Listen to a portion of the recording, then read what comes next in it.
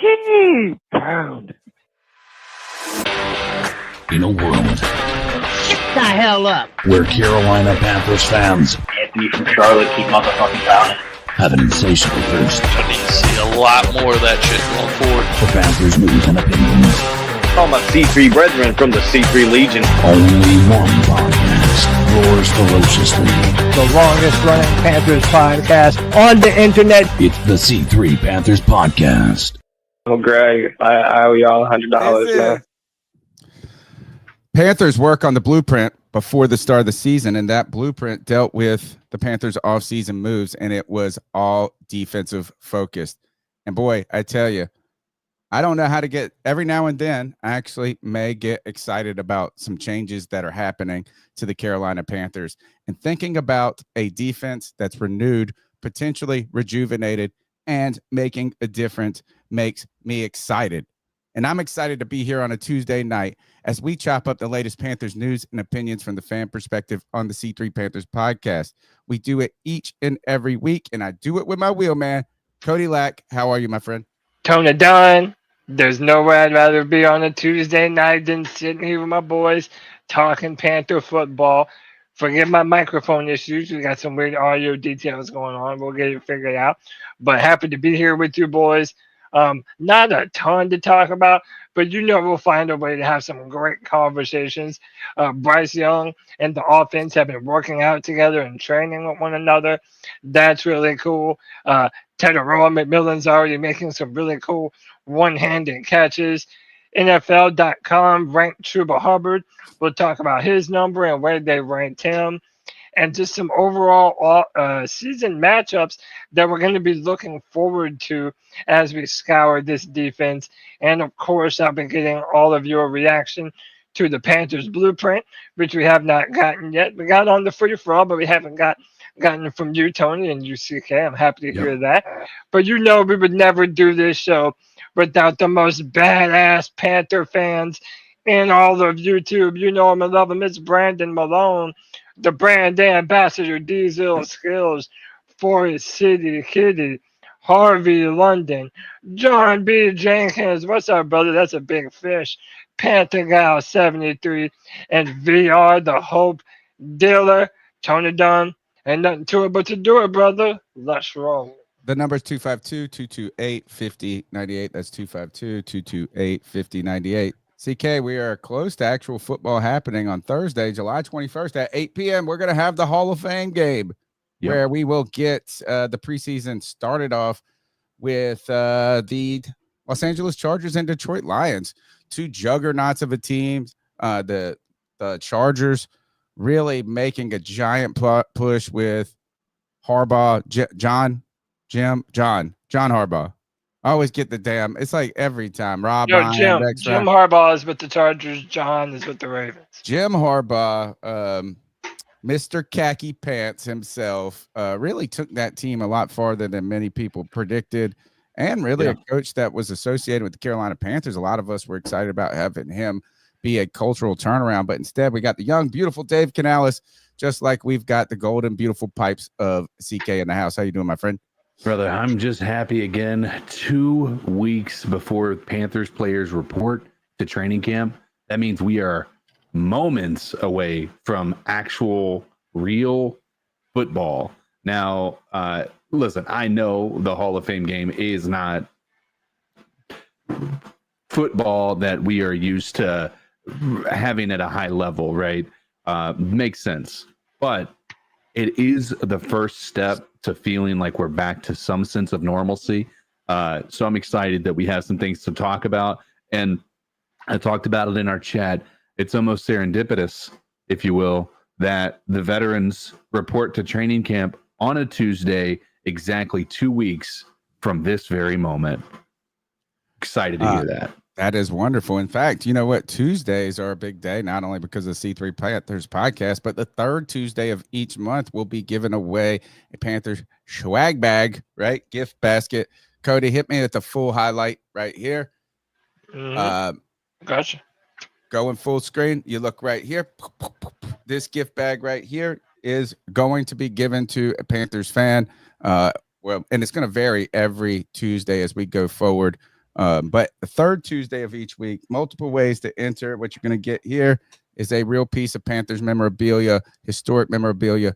It is a metal logo that was from Bank of America Stadium before the renovations were done. You're going to get a t-shirt and a little placard for your room right there, or your Panthers man cave. There's plenty of ways to enter. In fact, Cody, I'm going to here, if we can just go ahead and jump. I'm going to jump all the way. I've got it right here, and I'll put it up. Here we go. Let's see. I got you. There you go, right here. You can find this, and let me just go ahead and put the link in the chat right here, so you guys can go ahead and click the link. But if you've got your phone out or anything like that, you can hit that QR code right there. There's multiple ways to enter. I was contacted by someone on YouTube that was saying, hey, I entered in different ways and only got one entry. I've investigated. I don't know what the answer is, because I have looked and seen that multiple people have gotten multiple entries in different ways. So make sure you carry out all the actions, not only clicking the link, but verifying. You have to put your email address and some different things to verify that you actually did it. But your opportunity for the July giveaway. And if you don't win, guess what? August is around the corner. Football is around the corner. And one of the big things that we're trying to do with these giveaways is to make a big push on expanding the presence of the C3 Panthers podcast in 2025. So make sure you subscribe, share the link. This is really great. This is one way is building this community. Send the direct link to the show to a friend that you know loves Panthers football or hates Panthers football and likes the Saints or something. Be like, these guys hate you. Watch them. Right? And I pinned the link to the top of the chat, so it won't be going away for the entire pod. It'll be at the top of the chat room. Just click on that link and enter to win a Panthers bit of history, man. Really cool get by Tony Dunn, man. No doubt. We'll be doing those the third week. And last week to clarify, I think I said we were going to be giving away this week, but I'm just miscounting the weeks because I was counting from when I started the giveaway. The third Tuesday of each month. Make sure you subscribe, smash the thumbs up button, follow us on all the avenues, but most importantly, be a friend, tell a friend. Cody Lack, tonight's show, the blueprint. And it was the really, blueprint. They said building the roster, but you know what? All they talked about was the defense. And in 2024's offseason, the Panthers only addressed, it seemed like, or made a giant focus on rebuilding building a wall for Bryce Young and trying to bolster that offense and giving that guy a chance. Now, it didn't really work in the beginning. I mean, the offensive line did, but the Panthers offense didn't start cooking, or at least looking good towards the back end of the season. But the Panthers defense was historically bad. And really the administration, the leadership, they knew it. But one of the things that here, I think the first thing that stuck out to me in this blueprint was there was not blame placed on Double E, Evero Ejiro. Like it, and not that, like, it wasn't like, oh, we could have done better. It really felt like, obviously this is a piece of Panthers propaganda. Like, they're not going to portray anything in a bad light, but it was really like, we need better talent. We need better horses in the stable. And it was about going and getting guys that they knew where the true deficiency lied. And not only was it just on defense, but from the beginning, it seemed to be every aspect was improving that run defense. You guys' thought on how the blueprint and the building the roster, and then we can get into the details of each component of it. Yeah, you want to go first, CK? I sort of already reacted to this on Friday. Let me get your thoughts and opinions. Yeah, I listen. It felt like it was a lot less. I don't know. It felt like more propaganda than it did the last time they did a blueprint to me. And what I mean by that is it just didn't feel. It felt like there were some forced things. I don't know. I just didn't feel like it was as revealing as you would have liked. Like when we talk about how they handled the draft and all that stuff, that was like when you saw some behind the scenes stuff and all that stuff. And this was really just guys talking. And there were some cool parts, but for the most part, I thought that this was, to Cody's point, a I believe, Cody's point, it was. I mean, or was it you, Tony, talking about it didn't really have a lot of an impact or a lot of a blame put on Evero? Like it was, and I get it. You're not going to blame, but it didn't feel like what they did was talk about how they failed last year, right? I mean, obviously they just knew the ways. It really felt like it's all about improving this defense, and not just improving this defense in general, right? We just got every single component that they talked about from every player seemed to deal with their ability to stop the run. Whether it was interior tackle, defensive pass, I mean, the front four, whatever we call them in the 3-4, right? The edge, the defensive tackles, to linebackers, to when they talked about mooring that they're adding, every single thing came back to the need to be able to improve in stopping the run. And there was zero address of the offense in any capacity. So you're saying building? Well, they showed the defense. They showed Rico Dowdle and Hunter Renfrow at the end. Oh, at the very did you not watch the whole thing? No, I got to the last 1 minute, and I felt like the last 8 seconds. I mean, I was in the. I didn't watch the last 2 minutes of the show. I mean, I'm telling you, in 98, if that was in it, there was less than 3 minutes left in the video. Well, listen, they really don't have to say about how bad Ejiro Rivero's defense was last year. All they have to do is talk about the players they signed.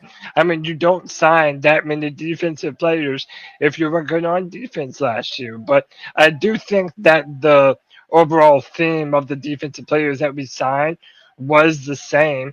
We need to be able to disrupt the pocket if we're going to be able to take the ball away. And, I was already excited about a bunch of the players that we signed in free agency, but really coming away from this blueprint, I feel like there was a concerted effort specifically to get these players. So I know we failed to get Milton Williams, and then we ended up signing Tershawn Wharton and Bobby Brown. But when you look at the footage, they were talking about these guys at the combine. So these are names. These are names that they had been pinpointing for a while, and it lets me know that they want. It lets me know that they want more aggression, that they want to be more physical at the point of attack, and they want to take the ball away. And one of my favorite parts was when Tershawn Wharton, I believe it was Tershawn Wharton, that comes into the building, and Dave Canales asks him, "Hey man, where's those Super Bowl rings?" And he says, "No, we got to go win some more." Yeah, and I love that about him, dude. I love the energy and the effort from these players that are already coming in, and I feel like we got to know more about what they want to be on defense, which is far more aggressive. And they literally had a whole segment on stopping the run. So again, all you have to do is read between the lines. All you have to do is read between the lines to know that the Panthers know they have to be a better defense in 2025. I liked, like you said, going back to that moment at the combine, right? And they're talking about, well, we're going to have Derek Brown, right? Like if you could have this, and these guys complementing, this could not only be run stopping, but disruptive. And my favorite part about it was, and again, we all know that this is not propaganda, it's theatrics, it's cinema, right? Cinema, in a That's sense, a good way to put it, cinema. But then the only part that I saw Brant Tillis in the entire thing was, I'm glad we could get who they wanted, right? Like it was like, you told us what you were looking for and we have input on it, right? It wasn't like they just said, Dave Canales, what do you want? We just go get him, because they were like, hey, Dan Morgan knows linebackers better than anybody, this and that. It really, I mean, and I don't know, maybe it's just Dave Canales' personality. Maybe it's Dan Morgan and these guys. They really do seem to be working like buddies, working together rather than trying to earn respect from each other, mark their territory and things like this. But they spoke highly of some players, particularly Bobby Brown, in ways that maybe fans hadn't talked about him, right? And I was hype on him. right? Like, not only do you remember when I did that whole bit on how we had the man in the mirror, like we did all the 90s like hits from these guys that we have these cool names on the team, but it's like they talked about how he got better and better throughout the season. And Dave Canales highlighted, he said he's 24, he's 25 years old. And I liked whoever was just sitting there eating like those tacos beside them, who I have no idea who that guy was. And he's like, he said this one thing that I say all the time, because Dave Canales is like, it's like getting one of them. He's like, but yeah, it takes a long time for them to acclimate. And so you're getting that guy who's already had that. You're not getting a finished product in a sense when you get a rookie onto the team. It really was exciting about those guys. They did not highlight that Milton. What's his name? Milton Williams. Yeah, Milton Williams. I'm glad that they didn't, because we don't want it to seem like, oh, these are just the best of the rest. And, I really don't feel like that's how it was, also giving a little bit more insight. I mean, obviously after we signed the guys, we all do our own research and look at what these guys do and their film, but really showing really in depth as to why they wanted them specifically. So you mentioned Bobby Brown. They mentioned how many positions he's capable of playing along the D line. That position versatility was very important to them. And I think that also is echoed in Trevon Moore, the safety that we signed as well. He has the ability to blitz off the edge to the point where they even mentioned him, but Tershawn Wharton and Derek Brown in terms of how they plan on getting into the backfield, but also his ability to drop back in coverage and make plays like a true ball hawking free safety should be. Or no, strong safety. I mean, he's going to play strong, right? But they said that he wasn't limited to just being, in the box, right? They talked about his ability to play. Like, what I love about him and just looking at him, Cody, is he looks like a safety. Yeah, Morg. He looks like a safety that would have been coveted 10 years ago. Tall, big, you know what I mean? Strong. I mean, all of these things. And I don't know if I've been. He was a combine warrior. Yeah, I don't know if I've seen safeties in the last 5 years, them going after these. I don't know. He really looked like a big fucking dude. He is. He's like 6'2", 6'3". Yeah. So it was interesting. I think he's going to be a good addition. They talked about how smart he was. And I really liked when Double E said that we were looking at this guy when I was with the Rams, and he became the player we thought he could become. You know what I mean? So that's another interesting part is these guys are bringing, like, when they're going into free agency, they're bringing in experiences or memories from when they were scouting these guys coming out of college. Yeah, I mean, I have a hard time watching Ivero on the screen and really having any excitement whatsoever. I think that's part of the reason that this blueprint didn't really hit the way that I think the draft one did. I don't know. I just don't really take a lot of what he says with a lot of, I don't know, value, to be quite honest. Yeah, I mean, you have it's not even a caution about him is right now is you have pegged him for being part of the problem, right? And or an impediment to what's been going on. We're going to be talking about later in the show teams that have defenses that have been historically bad. We got 5 defenses that we'll look at that in the last decade that have been really bad and have made significant turnarounds. And one of the weird things about it, CK, that you're going to latch on right away is a lot of those turnarounds came in with new coordinators. Yeah. But also, if you remember, CK, at the end of the year last year, Dave Canales and Dan Morgan were pretty much willing to die on the sword of Ivero did not have enough talent on this defense, that we did not put enough around him.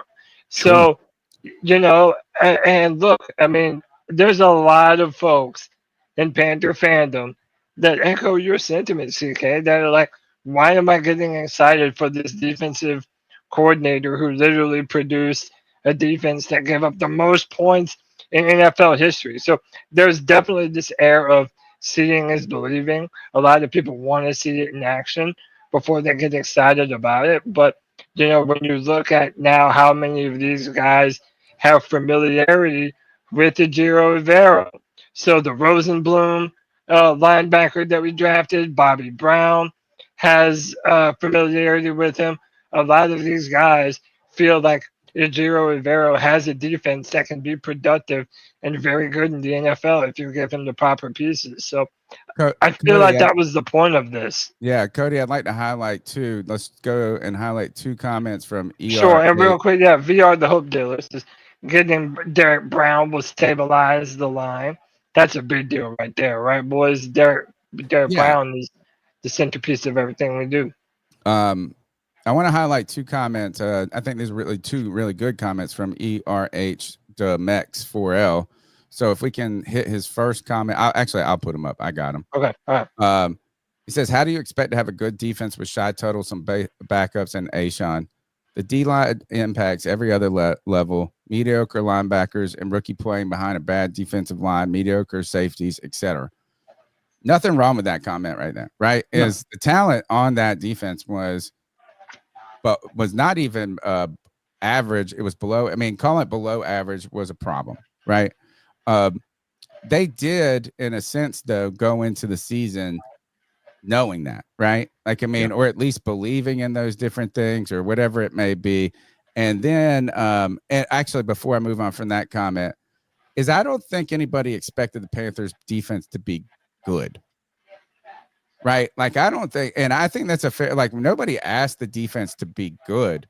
It was just not to be abysmal.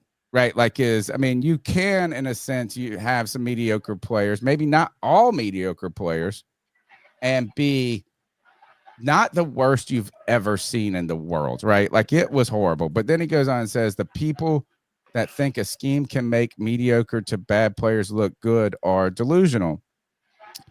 And I think not only do I agree with the comments, though, but really, I guess maybe what keeps me from being as sour on Double E as CK's not even being sour. He's just being real. A realist. Yeah. I mean, it's like, this is just, he's been part of this defense. He's led this.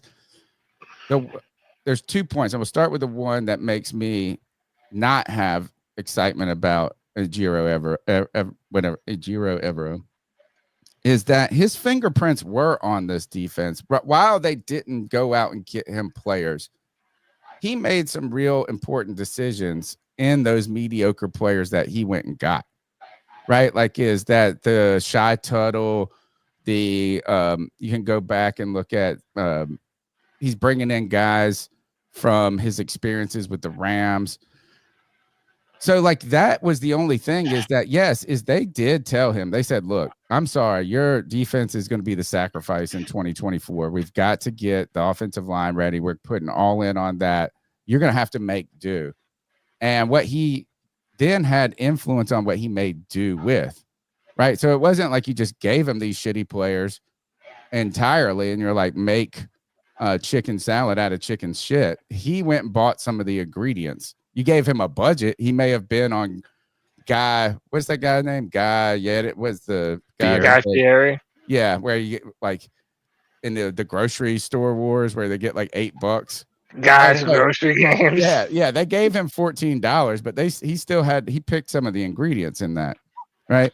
Now, the one thing though that made me a little bit more optimistic, CK, about this video is that it really seems like the players they went and got were significantly different in nature and style than the players that he has picked. Like, and so we go like from the undersized defensive tackle of Shy Tuttle to now you're getting these big, mean mugs.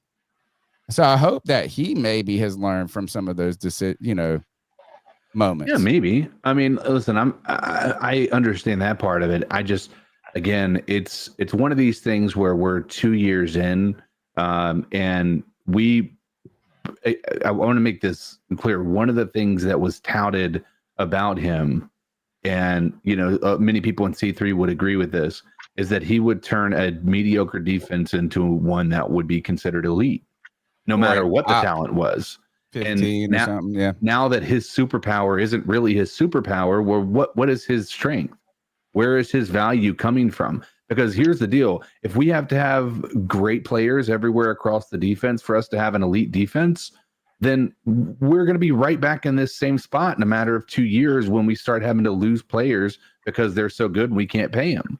Like that is the benefit of a coach that I think can really bring players up and coach them into elite play. Because without that, we're back at square one in just a year or two. Like that's my issue, is I don't want a coach that has not, at least from my experience as a Panthers fan, who has not been able to elevate his players to a level of even average play. Like that's the issue. He's not even getting average play out of his players, and that's a problem to me. Also remember too that you lose Derek Brown, right? That's a huge blow. But and say what you want about these players, but you lose Brian Burns, you lose Jeremy Chin, you lose Frankie Louvu. Like, I'm not trying to make excuses for Rivero. I mean, I'm like a lot of people. I'm not a big believer in the Panthers running a 3-4. It just doesn't seem right to me. I'm so used to the best Panthers defenses being that big body 4-3 defense. But if we're going to do this the right way, you have to have players that are built for this system and for what we want to do. And, a lot of people are right. None of these players are top name free agents. Like, they were on no one's top 10 free agent list before free agency. You know what I mean? Like, so I understand why people bottom of the list either. Though. They weren't at the bottom, but they weren't at the top. There weren't name value players that most casual NFL fans know.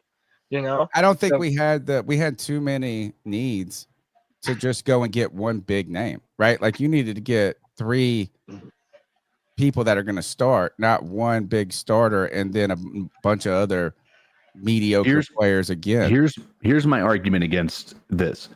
His first year as a Panthers player, a head coach or a defensive coordinator, he had Derek Brown the entire year. He had Brian Burns the entire year. Jeremy he Chin. had Louvu. He had Chin. Yes, he had true. Horn for half the year, even though there might have been some injuries. That wasn't nearly as bad as it was the year before.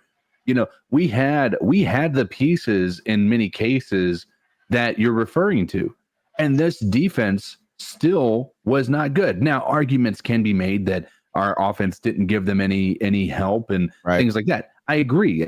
Listen, I'm not going to take that away from it, but we're at a point where we cannot continue. Same place we were with Bryce, right? We cannot continue to make excuses with results not being on the table. We can argue all day that Derek Brown went down, but here's the part of this that happens every year at some that there's going to be a player that goes down, and the best defenses in the league, the best people that are great coordinators, I don't care who you are. Here's the reality. Look at what they were able to do in New England with Bill Belichick kind of manning that defense. He was able to take and draft great players in the later rounds and develop them into great players, right? And that is what happened. And that's why they maintained success, along with the fact that they had, obviously the greatest quarterback in the history of the NFL. But even with that, they consistently had one of the best defenses in the entire league every single year. And you wouldn't, going into that year, you wouldn't point to anybody on that defense that would be like, oh, these are going to be the greatest players in the history of the league, right? They were coached into that. And that's what I'm saying is Evero, he needs to blow it out of the water. I don't care if we're an average defense next year and it's like, okay, well, we saw improvement. We need to be a top 10 defense for me to be willing to accept him to stick around. Oh, for you to stick around. I think interesting discussion going on here on the C3 Panthers podcast. The number's 252-228-5098. Don't forget to smash the thumbs up button, subscribe, be a part of the show. Thank you for everybody. In the chat, what's Gucci G baby? My bastard son in the chat as well. Thank you for all of your input. TK, in some ways I agree. In many ways I don't. Right. And what I would say is, this is year 3, right? And like Cody loves to say, it's a prove it year every year for the Carolina Panthers, and it is a prove it year for Double E. Year 1, we're both on the same page. We're lockstep that defense was fool's gold, and it was not as good as many people wanted to make an argument for. But at the same time, there were limitations of just a disaster of a situation with Frank Wright and all of that, right? Year 2, it was awful. Nobody can say anything other than that it was an awful defense. It was an awful situation. Year 3 is the one that we have, like, it's like we've seen the best of the fake gold. We've seen the worst of the real shit. Like, now we're going to see what the real thing is in many ways. I don't think the Panthers have to make as big of a jump as you're saying to have that continued faith that that you need to scrap it and go forward. But I do think the Panthers have to do 2 things for this defense for Double E to gain more confidence, particularly with me or with us not needing to go a different direction. Not only do they need to make a significant improvement, we're talking being top 20, right? Yeah. But I think how you make that increase or in that impact is important. So if we can see that improvement being made by some of the additions of the rookies, and hey, like this, we have some building blocks to go from 18 to 12 next year. But if it's just like, oh, the free agents did it all, we don't really get to see anything, we made a difference, I don't know if I'll be as optimistic going forward. We're going to be diving deep into how the Panthers can turn it around and what it's going to look like for their defense, also by comparing it to some past defenses that have been historically bad and have improved going forward. But let's go forward not enough, but let's continue to go with the latest news and opinions on what's going on with the Panthers from the fan perspective. Cody, what we got next? Yeah, man. So look, PFF is predicting that Bryce Young will be a breakout player this year. Now, they're not ultimately very high on the Carolina Panthers as a whole, but they do think that Bryce Young could be a breakout player this year. Yeah. And, of course, Bryce and the players themselves are lending to this. Bryce and Xavier Legette and Jimmy Horn Jr. and Adam Thielen, they have been meeting up, putting in work, getting the timings down, getting the rhythms down. And now you're starting to see a lot of the hype build up, man. The guys are already getting together, trying to get on the same track, the same page. And a lot is riding on Bryce Young's shoulder this year.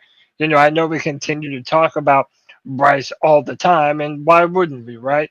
But this is a huge year for Bryce Young, and I feel like he knows that. And I'd like to see that he is using this time, I mean, literally, 2 weeks before training camp, to get some work in with the boys, and specifically Tedarella McMillan, who is out here making some badass one-handed catches already. I feel like the excitement from both the fans and the media is already building up on the Carolina Panthers, and that's normally something you don't see. Either it's the fans excited and the media is just trashing us, or pretty much that's it, right? But you rarely ever see fans and the media pumping up a team like the Panthers that was really bad the year before. So, yeah, Bryce is definitely building a lot of anticipation for what he might be able to do in this all-important third year. He has to do it. He has to do it, or else not only are fans going to be asking questions about the future, I think the Panthers as a team are going to be asking, how long can we continue to see how he develops? But I think all signs are pointing in the right direction, particularly from the adversity faced, the mental fortitude that he had in the face of that adversity, and the improvement. What I think about this is, yes, I'm excited about seeing stuff like this, Cody. This is a mandatory for me, though. Like, if you are Bryce Young and you are a guy who is top pick, traded, the future, the franchise, all of this, The Panthers have invested in offensive line, going and getting you weapons. You're trying to become the leader of the team. I'm hanging out with my wide receivers. I'm buying them gifts in a sense and saying, hey, we're taking a weekend retreat. We're going to have the best dinners maybe the best salmon you could have. And we're going to be doing stuff like this, not for the publicity, but for the camaraderie, the development. And we don't have a choice, guys. And the idea is like obviously they don't have to do it, right? Yeah. But like he's got to garner and command respect and leadership, build that. And I think this is a way of doing it. It's like, hey, this is what we're doing. Come into my whatever, Margo Lagos or whatever resort, and let's do this. More like whatever it is. I don't even know. But like I would like, hey, I mean, I am renting a house or a beach, you know what I'm saying? Like, and I've got this. You're not giving them credit for doing extra credit anymore. Right. But this is mandatory. You need to be out here throwing with your receivers because this is a make or break year for everyone. And you see right here, man, this is also a part of the excitement. This is the second year in a row that we've spent a first-round pick on a wide receiver. And when you see your man already making these one-handed catches, jumping up in the air, using that big body and that big frame to make things work, it's a part of building that excitement. And a lot of people are really pumped up about it. I don't even think it's just throwing with the guys, though, Cody. I think it's about developing the confidence from those guys in you that you're ready to lead this team into battle and that you are taking these steps. And, it's not, I mean, yes, those repetitions help, that familiarity helps. Right. But I'm taking this initiative. I'm leading us forward, not waiting for things just to get better. Absolutely. And you know who else is not waiting? Bryce Young and Teteroa McMillan. In fact, Ted McMillan sat down with our very own Thomas Davis, and he said that him and Bryce Young, that they manifested this connection that they have going into 2025. Let's check out what Naldo had to say. At what point in this process did you feel like Carolina would be a real option for you? Really, I think Carolina was an option. I mean, obviously, I did a formal visit with them at the combine, did a 30 visit. But I feel like it was a real option after I threw at Bryce in Cali at 3D QB.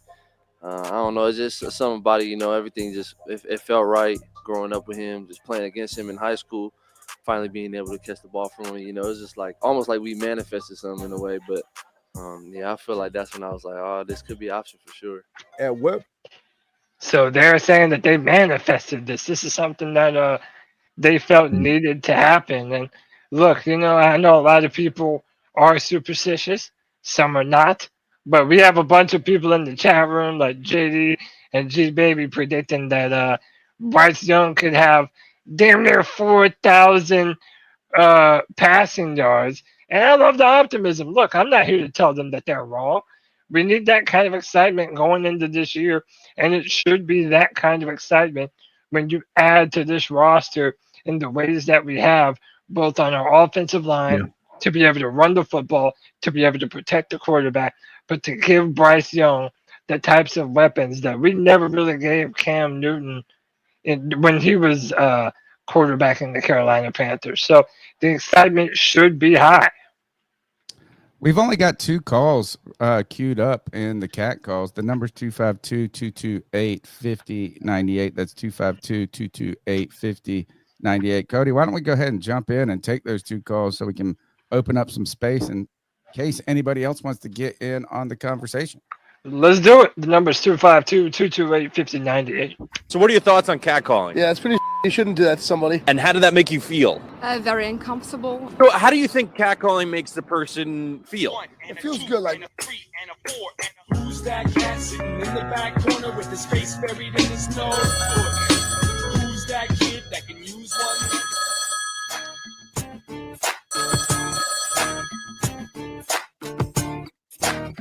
What's good to all the playboys and playettes out there? This ain't nobody but your Hope Dilla checking in real quick. Hope Dilla, what's up? All right.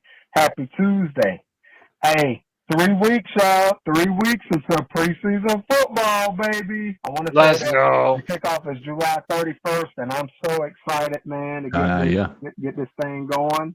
Hey, I was thinking about something, and I wanted to see what y'all thoughts were. You may have already covered this, but I was thinking with Bryce Young, with us having 2,000-yard backs and Chuba Hubbard and Rico Dowdle, I was wondering, man, if we should, really, really lean into the run the first couple of games so Bryce can build up his confidence. I know by now he should have confidence, but I thought back to the week one last year against, I believe it was the Saints, how Bryce's very first pass, the first play of the game, the first pass was an interception. And I think that set the tone. So I'm just thinking, man, with us having such a heavy run game and that continuity with the O-line, why not just have Bryce just be a game manager to start out? Think about Jalen Hurts. I know obviously we can't compare Bryce Young to Jalen Hurts as far as physicality, but think about it. Like Jalen Hurts, he don't really do a whole lot of razzle-dazzle. He really runs a lot, and he passes when it's necessary, but he leans into the run game. So I'm just thinking, if Canales, if he does the same approach, man, it could pay dividends. But anyway, I'm excited about preseason football coming up. Hey, this the Hope Dilla. Everybody stay hopeful out there. Keep Pounding, brother. Hope Dilla, I think that's a perfect plan. I really do think so, man. And I feel like that is what the plan is. Boys, when you invest so much on that offensive line, I mean, I do believe right now the Carolina Panthers still have the most money invested on the offensive line of any team in the NFL. So you damn right we better be running the football. I mean, it really just spells itself out. And, and we'll talk about that rushing attack here later when we talk about where NFL.com ranked Chuba Hubbard amongst the starting running backs in the NFL. But going back to the Panthers blueprint, CK and Tony, they talked about Rico Dowdle, and I think that we forget that Rico Dowdle himself was a 1,000-yard running back himself last year for the Dallas Cowboys. Yeah. So with Chuba Hubbard, Rico Dowdle, you have probably the best offensive line going into the season that the Panthers have had in a long time. I think that's a perfect example when the Hope Dilla mentions the Philadelphia Eagles, because that is what they do with Jalen Hurts. When you have Saquon Barkley and an offensive line like that, you lean into the run and you let the opportunities to pass the football present themselves to you as those defense start to suck up into the box, load the box to try to stop that run.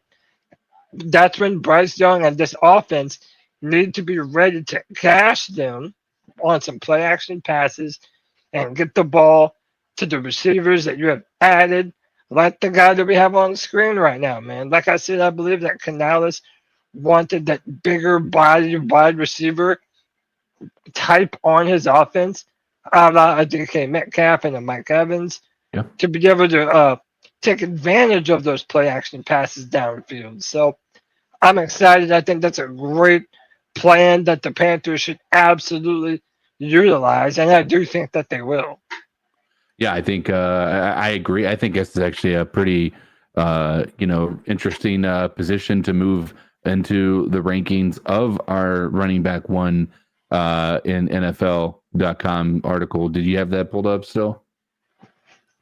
Yeah. And as we get that pulled up, I do think, like, as you look at a player in a sense like Bryce Young, who is what they asked him. Remember, Tepper referred to him as a point guard. Yeah. Right. And the distributor is that you also, a lot of those players who have had a lot of success at quarterback being that weren't that from day one, where they're just Tom Brady didn't just get out there and sling the ball 40 times from the very beginning of his career. Right. Like he grew into that ability later on. So asking these guys to go out, I mean, look, we put Bryce in the shotgun every play his rookie year, right? We knew that was a mistake, and we saw a lot of success last year when they started to run him under center more, right? And disguise. It just doesn't work in the NFL as much to just play out of the shotgun unless you are such a seasoned, experienced person that you're the real threat from the beginning. The Panthers need to put him in a position to where his traits can manifest into success, and he can become maybe that player later in his career where you're like, hey man, we can put Bryce out there and he can just dissect people from day one. I think it's unfair to put him in that position from day one, right?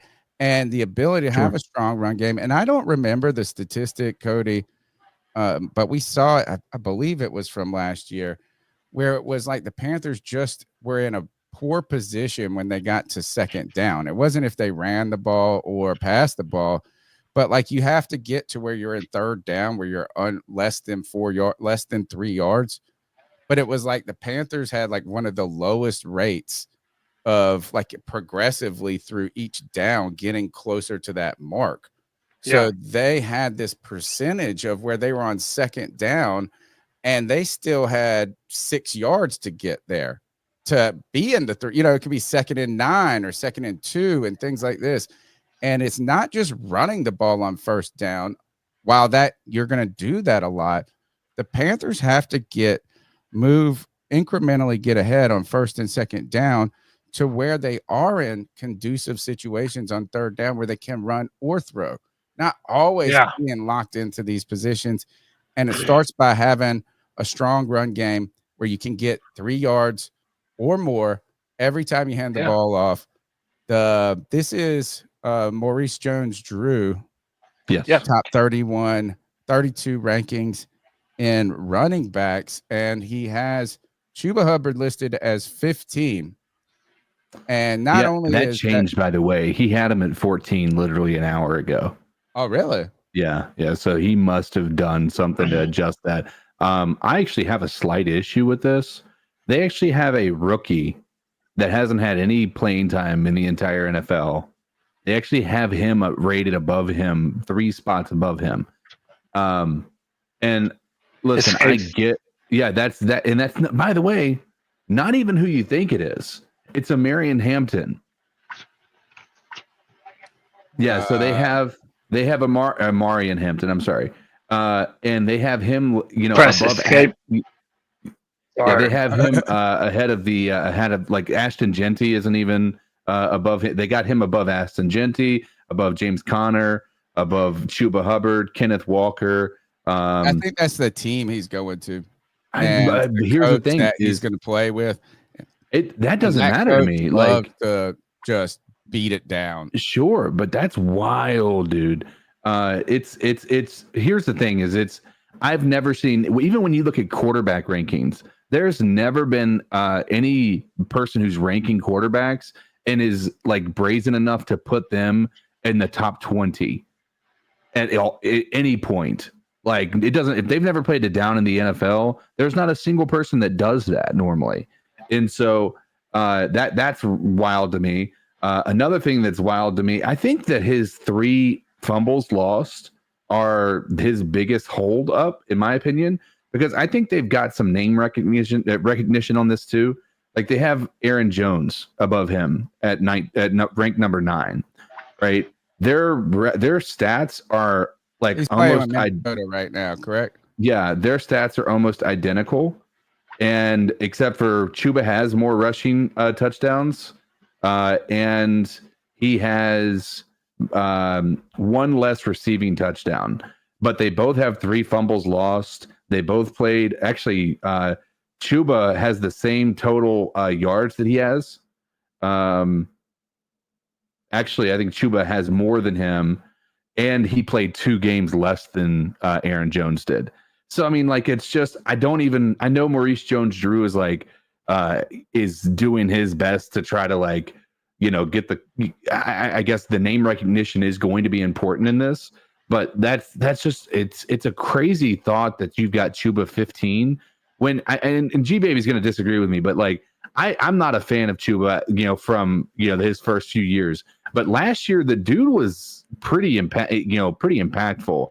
When we had nothing to like, we didn't have any passing game. He was still out there doing things when they knew it was only him. And I think that that's something that's incredibly valuable. So I don't know, man. I don't think he's getting respect like he should in my mind. Yeah, real quick, thank you to Stonewall for the $4.99 C3 bomb. Says I would like to see a pounding run game and Bryce Young throwing deep, and they have 8 in the box. Keep pounding. Listen, to me, Do you have a problem with the list, Cody? And no, and I'm about to bring it up. I'm trying to find got it. You got it. I got it. I think that CK is making some of this is some name recognition, right? I think there's a little bit there. I think also there is and like G Baby said, look, is this rookie going to this team is head and shoulders just a better player? Maybe not right. It's not a list of what you did last year, but what you really think is going to be the case, right? So he's a first round pick, 22nd overall, going to a team that loves to pound it and is really getting better. So there are some of those things. I think, and Aaron Jones, that name stuck out to me, right? But I also think too is like, look, while the rushing yards are there, he's a little older in so many ways. Is that I think that's a fair criticism, but I don't think the Panthers team as an overall is good enough to really propel us to where it's like, Hey, can I point your attention to the last place in the NFC West in the San Francisco 49ers? And they have Christian McCaffrey having only played 4. I mean, listen, I get it, but now you really have to have a conversation about injury with this dude now. Like that's but when do you at what point, CK, can you realistically ever make a list of an active player with Christian McCaffrey and put Chuba Hubbard ahead of him? Well, I'm not saying he goes ahead of him, but I'm telling you, Christian McCaffrey cannot be in the top 10 given what he's dealt with like last year. And even if you were to try to, even if you were in a position where you were looking at the fact that he's on the 49ers, well, the 49ers were actually one of the worst teams in the NFL last year. I'm kind of with you. Like, this is one of those is like it takes a lot of guts to make a list where you put Christian McCaffrey outside of the top 10. Yeah. But I think it's right at this point is like, but as soon as you put him outside, Christian McCaffrey is bad year, good year, bad year, good year. And so he's probably going to be 1,500 yards this year. Yeah, I mean, remember before Saquon did what he did, people were counting him out, But then he goes to the to the Eagles, and they have that incredible offensive line, and look what they're able to do. I think it's great that they put Josh Jacobs this out. I love this because I agree. I think Josh Jacobs was shit on so much for not being able to catch the ball at all. Remember, they played him during the Hall of Fame game. You remember that? Yeah, right. I mean, dude, Chuba Hubbard, if you look at his numbers, they are every bit as good as all of the guys in the top half of this list. I mean, I think it's a good spot. I would put him ahead of James Conner. Yeah, I would too. 4.8 yards per carry. That's damn near 5 yards a carry. Like, you have to be a really powerful, sure-footed running back to be able to do that. It doesn't matter how good the offensive line is in front of you. So, I mean, look at Connor's numbers. Let's get them both on the screen. Scroll up a hair. See if we can get them both on the screen. Yeah, this is both. All right, so about the same yards per carry if you look at it. Chuba has more yards. Yeah, but he had a good 16 more carries, but for 100 yards more. 15 carries for 100 yards. So it's about 4.8, 4.6. 10 rushing touchdowns. Yeah. 43 receiving yards to 47. Pardon me, 414 receivers. So, okay, Connor was better in the receivers. But, yeah, I mean, Chuba is absolutely a top running back in the NFL. Absolutely. I'm glad that, I mean, I don't feel like this is disrespectful. Like, if they put him outside the top 15, I have no problem. I'd be upset. I do think there is a component of saying we can move him to 14. Let's see who 13 is. Let's see what the highest we could. 13 is the one that's ridiculous.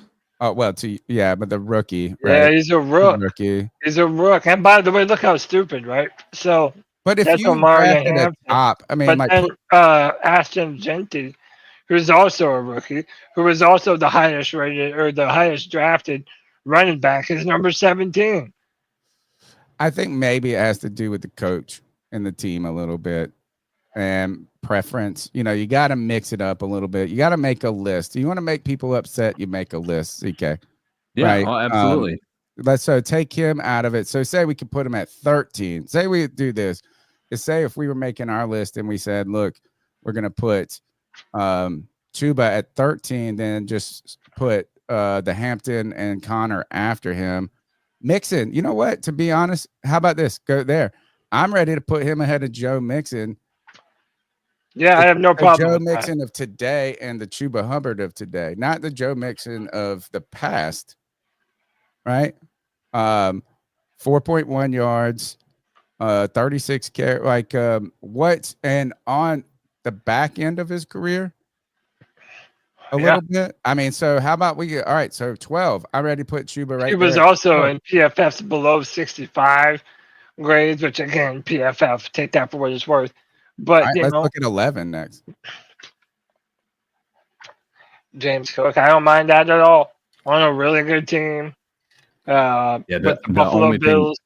The only thing with him is I think the rushing yards and his but his comes from the fact that he was like a stalwart on like actually goal line situations and what have you. No fumbles, 16 no touchdowns. fumbles. I'm not putting Chuba ahead there.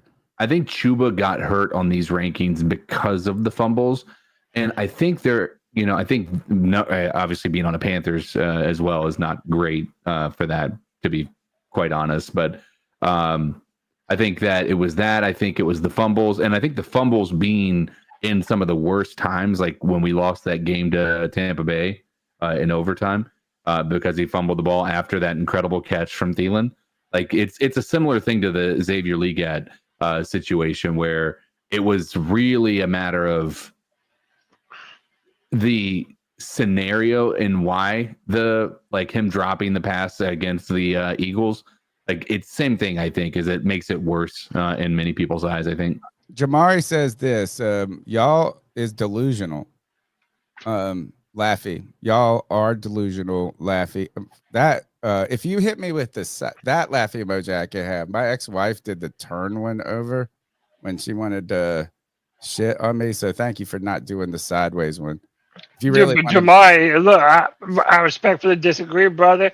Chuba was better than Joe Mixon last year. If you're saying this is about this year coming, if you're forward. saying that historically, right, Joe Mixon is better than Chuba, okay. I also know that, I agree. 3 years Chuba Hubbard has been a 1,000-yard rusher behind worse offensive lines than whatever Joe Mixon was dealing with. I agree, and I am a Chuba.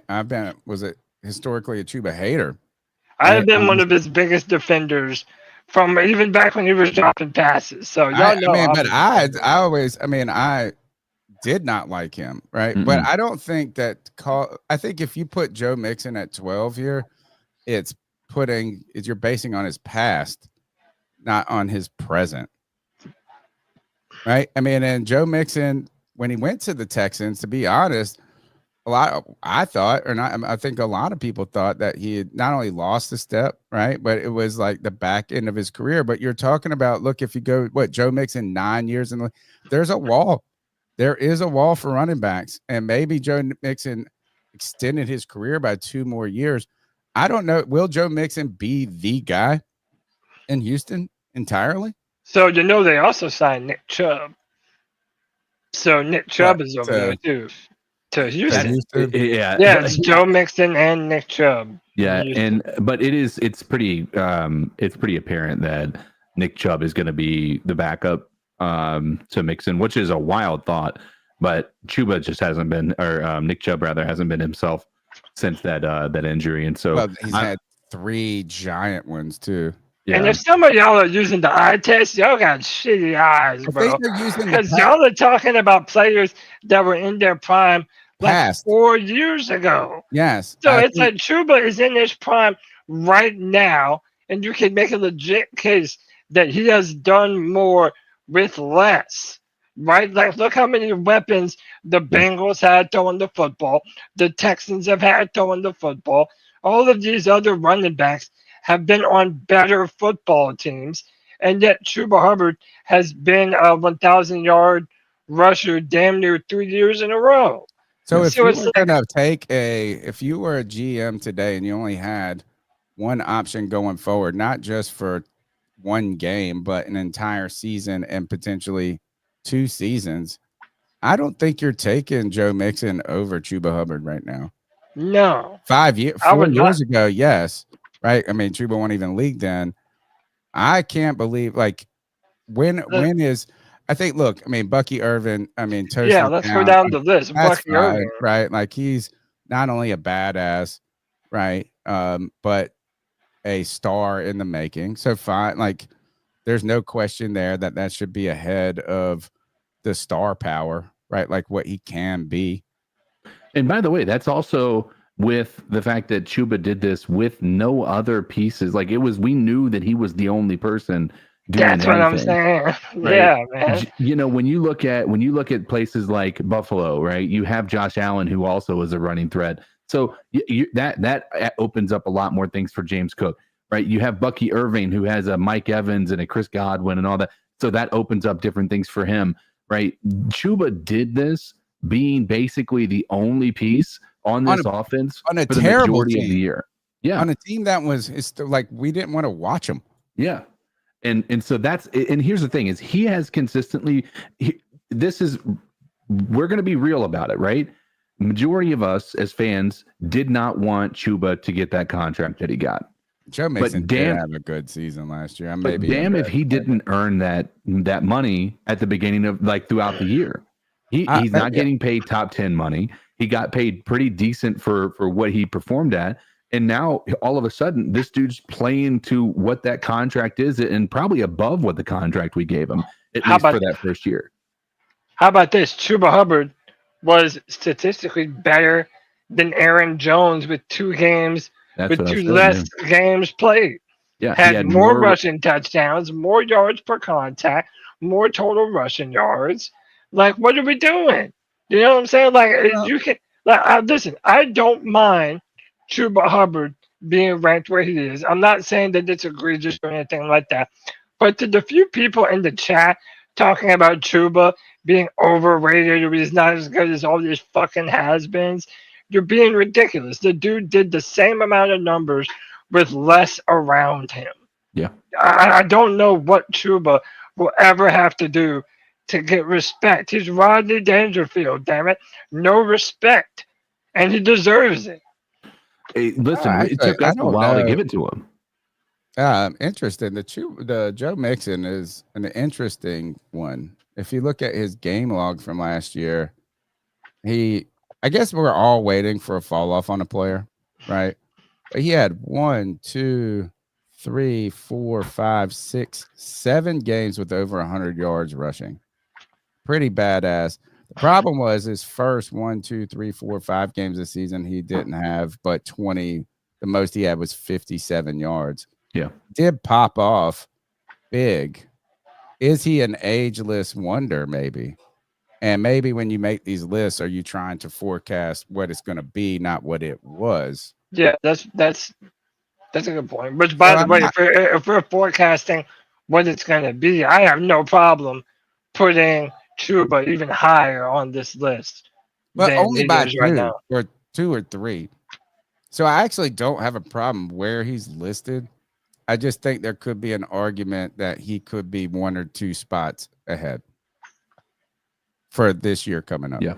Yeah, like I said, I'm not freaking out over the ranking itself, but it's again, I think go ahead. I'm more frustrated by the people that they have ahead of him. Like some of the people, I should say. Well, like what are Aaron the, Jones? what I are don't the think Aaron Jones and a rookie. Like I mean, I could make an argument that he could be in the top 10. You know, if you look at the top 10 and look at the body of work of many of them, I think there is a chance that he could have been. But I understand, and it's as frustrating as it is. It is the nature of the beast when you are on a team like the Panthers right now, and there's a lot of people in the league that have been bullish on us as we, are trying to build our team back up. But listen, here's what it is. I mean, we're going to have to prove it. We're going to have to earn everything that every ranking, everything that, every nice word anybody wants to say about us is going to have to come because we've earned it. Nobody's just going to give us anything. There might be a few people that have, nice things to say about us, but for the most part, we're going to have to make sure that we're a good team. And that's the only way this is going to change. G-Baby, I do think I defended C-Mac in the quality of player he was while he was here. I do. I think I was there and saying this is the elite of the elite on a bad team. And I don't think this is – I think Chuba Hubbard, when we're putting in these rankings of 15 to 10, I don't think in the future he is going to be a top 8. Like, I think he's always going to be in that range of 9 to 14, right? Like he's really solid and overall, but I don't think he has the star effect of a Christian McCaffrey, right? Like a guy who's can just dominate games. But I do think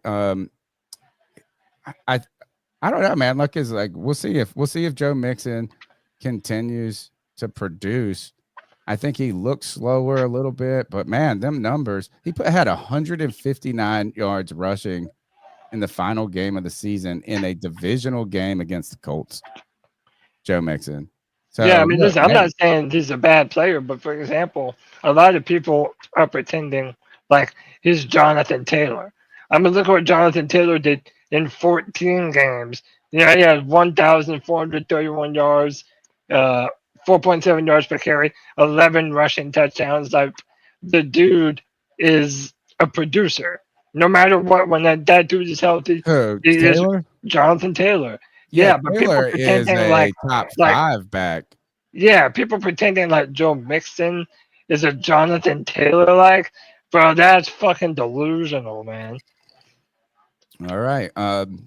As a Chuba Hubbard hater myself, I am now a appreciator of Chuba Hubbard, right? Yeah. And that is, you know what? He's better to have on the team than not have him.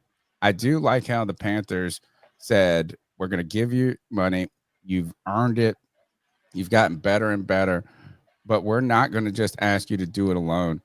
I think we really need to talk about the Dowdle addition here and how that not only can make Chuba Hubbard continue or help support him in being a stalwart, like a constant. I don't think Chuba Hubbard is a guy who is going to be all of a sudden on the headlines of week to week at any point. Yeah. I think though now with the tandem, though, it can really help. Bro. It can really help. And you know what? If Chuba has to miss a couple games, Dowdle could be a guy. And don't forget, we added Etienne in the draft. Yeah, Trevor Etienne. To your point, they have Jahmyr Gibbs up here, who, he was splitting time with David Montgomery, but you see how they are able to split time between both of them. And the Lions were one of the best running teams in football. Shout out to the Hope Dealer. He wanted us to be like the Eagles. I think the Lions are another good example of what we could do just by, following their lead, running the football. You have 2 good running backs. You have an offensive line that can really just, bully dudes in the trenches. And, I feel like this is they're laying out the blueprint, no pun intended, for what we want to do. By the way, G-Baby's so delusional. G-Baby believes that the Panthers fucking hit me up on my cell phone and said, yo, Cody, take some time out from your pod for a minute and tell us, should we get rid of Christian McCaffrey? And I was like, yeah, bro, ship him out for pennies. G-Baby, you might have to be the most delusional fan in all the fandom, bro. We love you, but your levels of delusion are through the roof, man. Through the absolute roof. Shout out to this podcast didn't influence that. At the same time, though, I was glad that it happened. not necessarily for the Panthers, but look at the trajectory of what the Panthers have been, right? Yeah. You also don't have Bryce Young if it's not for trading Christian McCaffrey. Right, which he maybe needs to admit that part. Right, and he never will. I'm also happy that Christian McCaffrey went and became what we saw a little bit with that, right? Like he had the opportunity. He's still top 10, and he is in Germany getting stem cells, basically. Yeah. I want to see if Rico Dowdle is on this list. No, I have not looked past 15. I mean, he was the one. I didn't look past maybe. That's what I'm saying. I have no idea. No, this is a ranking running back ones. Oh, okay. So this is only going to be one player per team. Oh, so David Montgomery is not even on the list. Yeah. Right. A-Chain. Yeah. Damn, A-Chain's kind of low. Look at this. I wonder if are any of these guys on the back end, does Travis Etienne have a bounce back? Is his career done? You know? Yeah, that's a. There was talk I that like they how might Najee trade him. Harris is gone. Yeah, just completely. Just is there even a? Yeah, Jalen Warren on here. Pittsburgh doesn't instead. even care about him. And is he on? Yeah, Najee Harris went to the Chargers, I think. Where'd Najee go? Departure. Yeah, he's with the Chargers now. And now they got a rookie ahead of him. Interesting stuff. All right, Cody, why don't we do this as we continue to develop this good debate right here? Well, you know what? Yeah. Anytime you want to make for a good conversation, you make a list and you leave someone off or you put someone ahead. Always a good strategy. In fact, maybe we should just do that each week. Who would y'all take, Chuba Hubbard or Najee Harris? Chuba. I just wanted to see Jamari and Shaq get pissed off. All right. Let's go to my bastard son. Yo, what's White Chocolate Espresso? What's going on, boys? Like, right now I'm pulling a double at work. You know, on my break right now. Just wanted to call in and just say, ain't much really going on. I want to put it out there that on Sleeper app, last year we did a pick'em, a C3 pick'em. And, you know, we didn't put no money on it or anything. It was just for shits and giggles and bragging rights.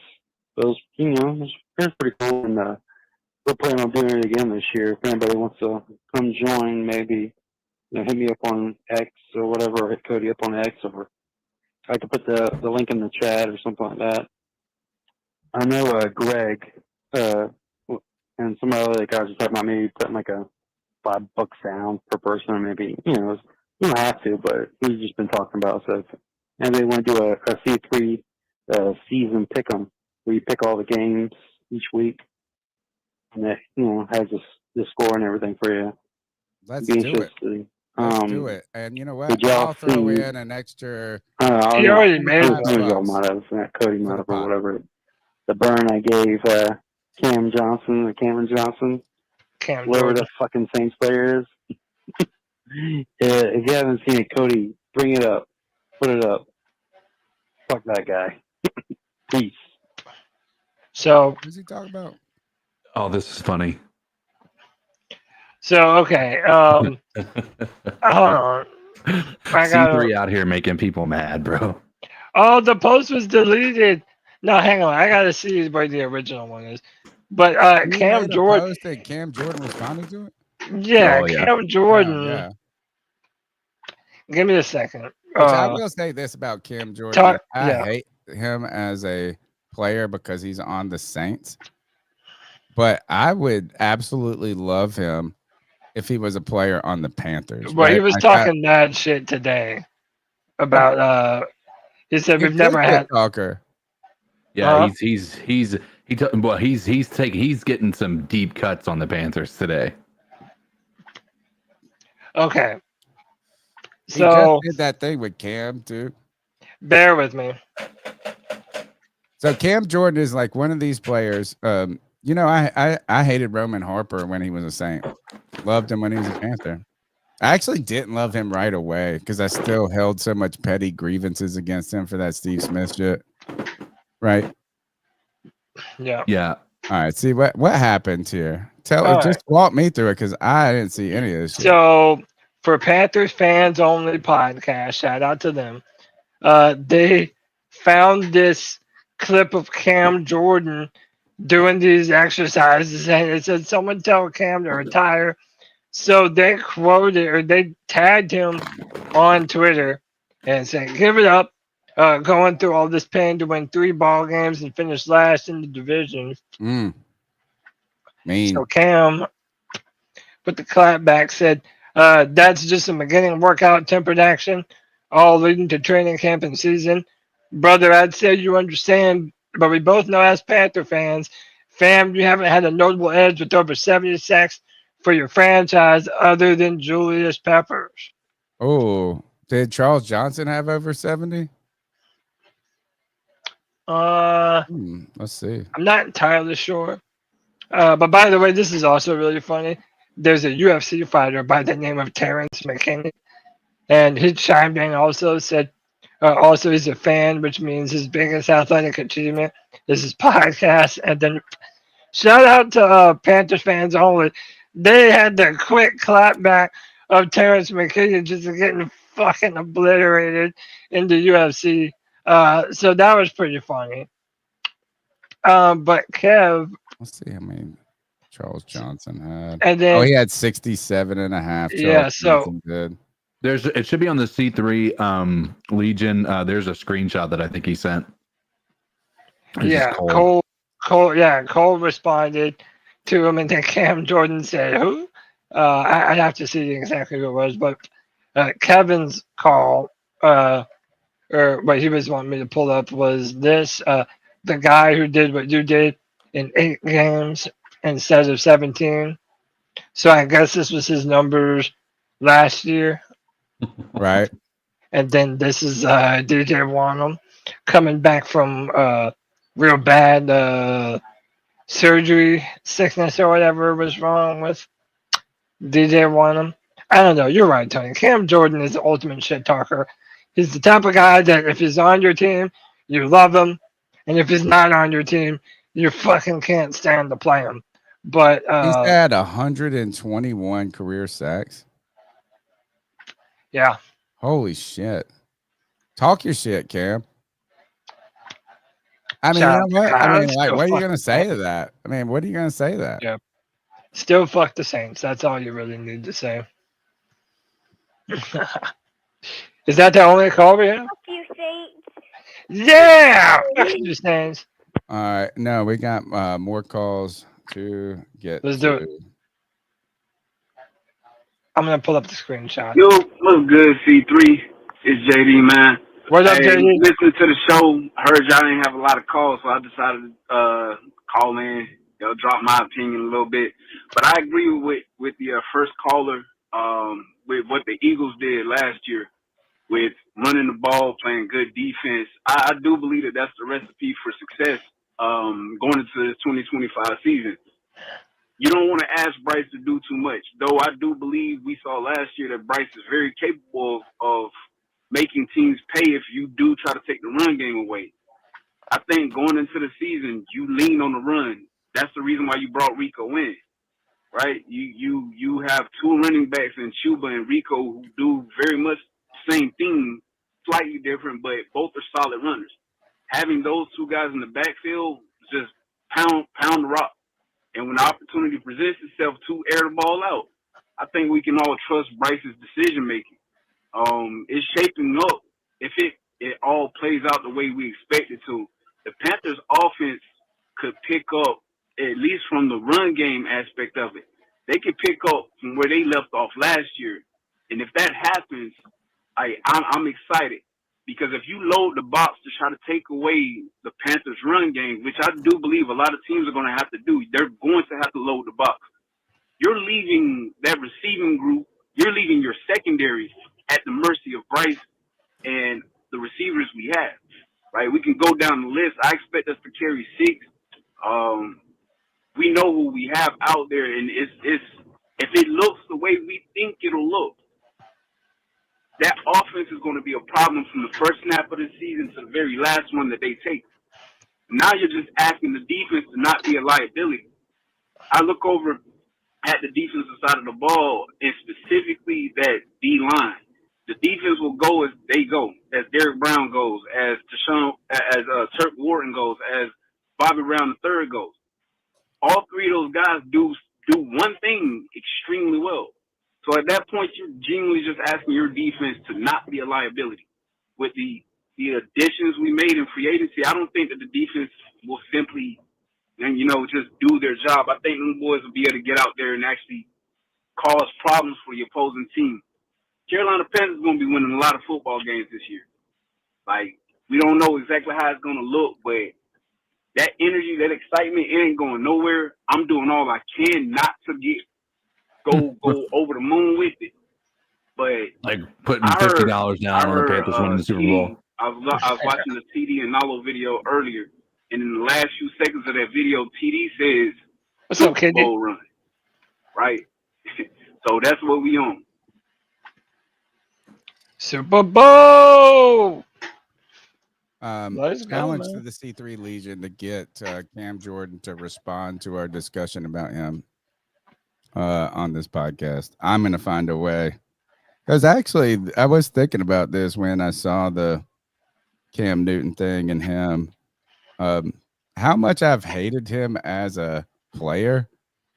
But I also, every time I did hate him, I was like, I wish he was on my fucking team. Talking that shit, and then I just said this. Fuck you, Saints. Keep Dude. outing. Classic cat call.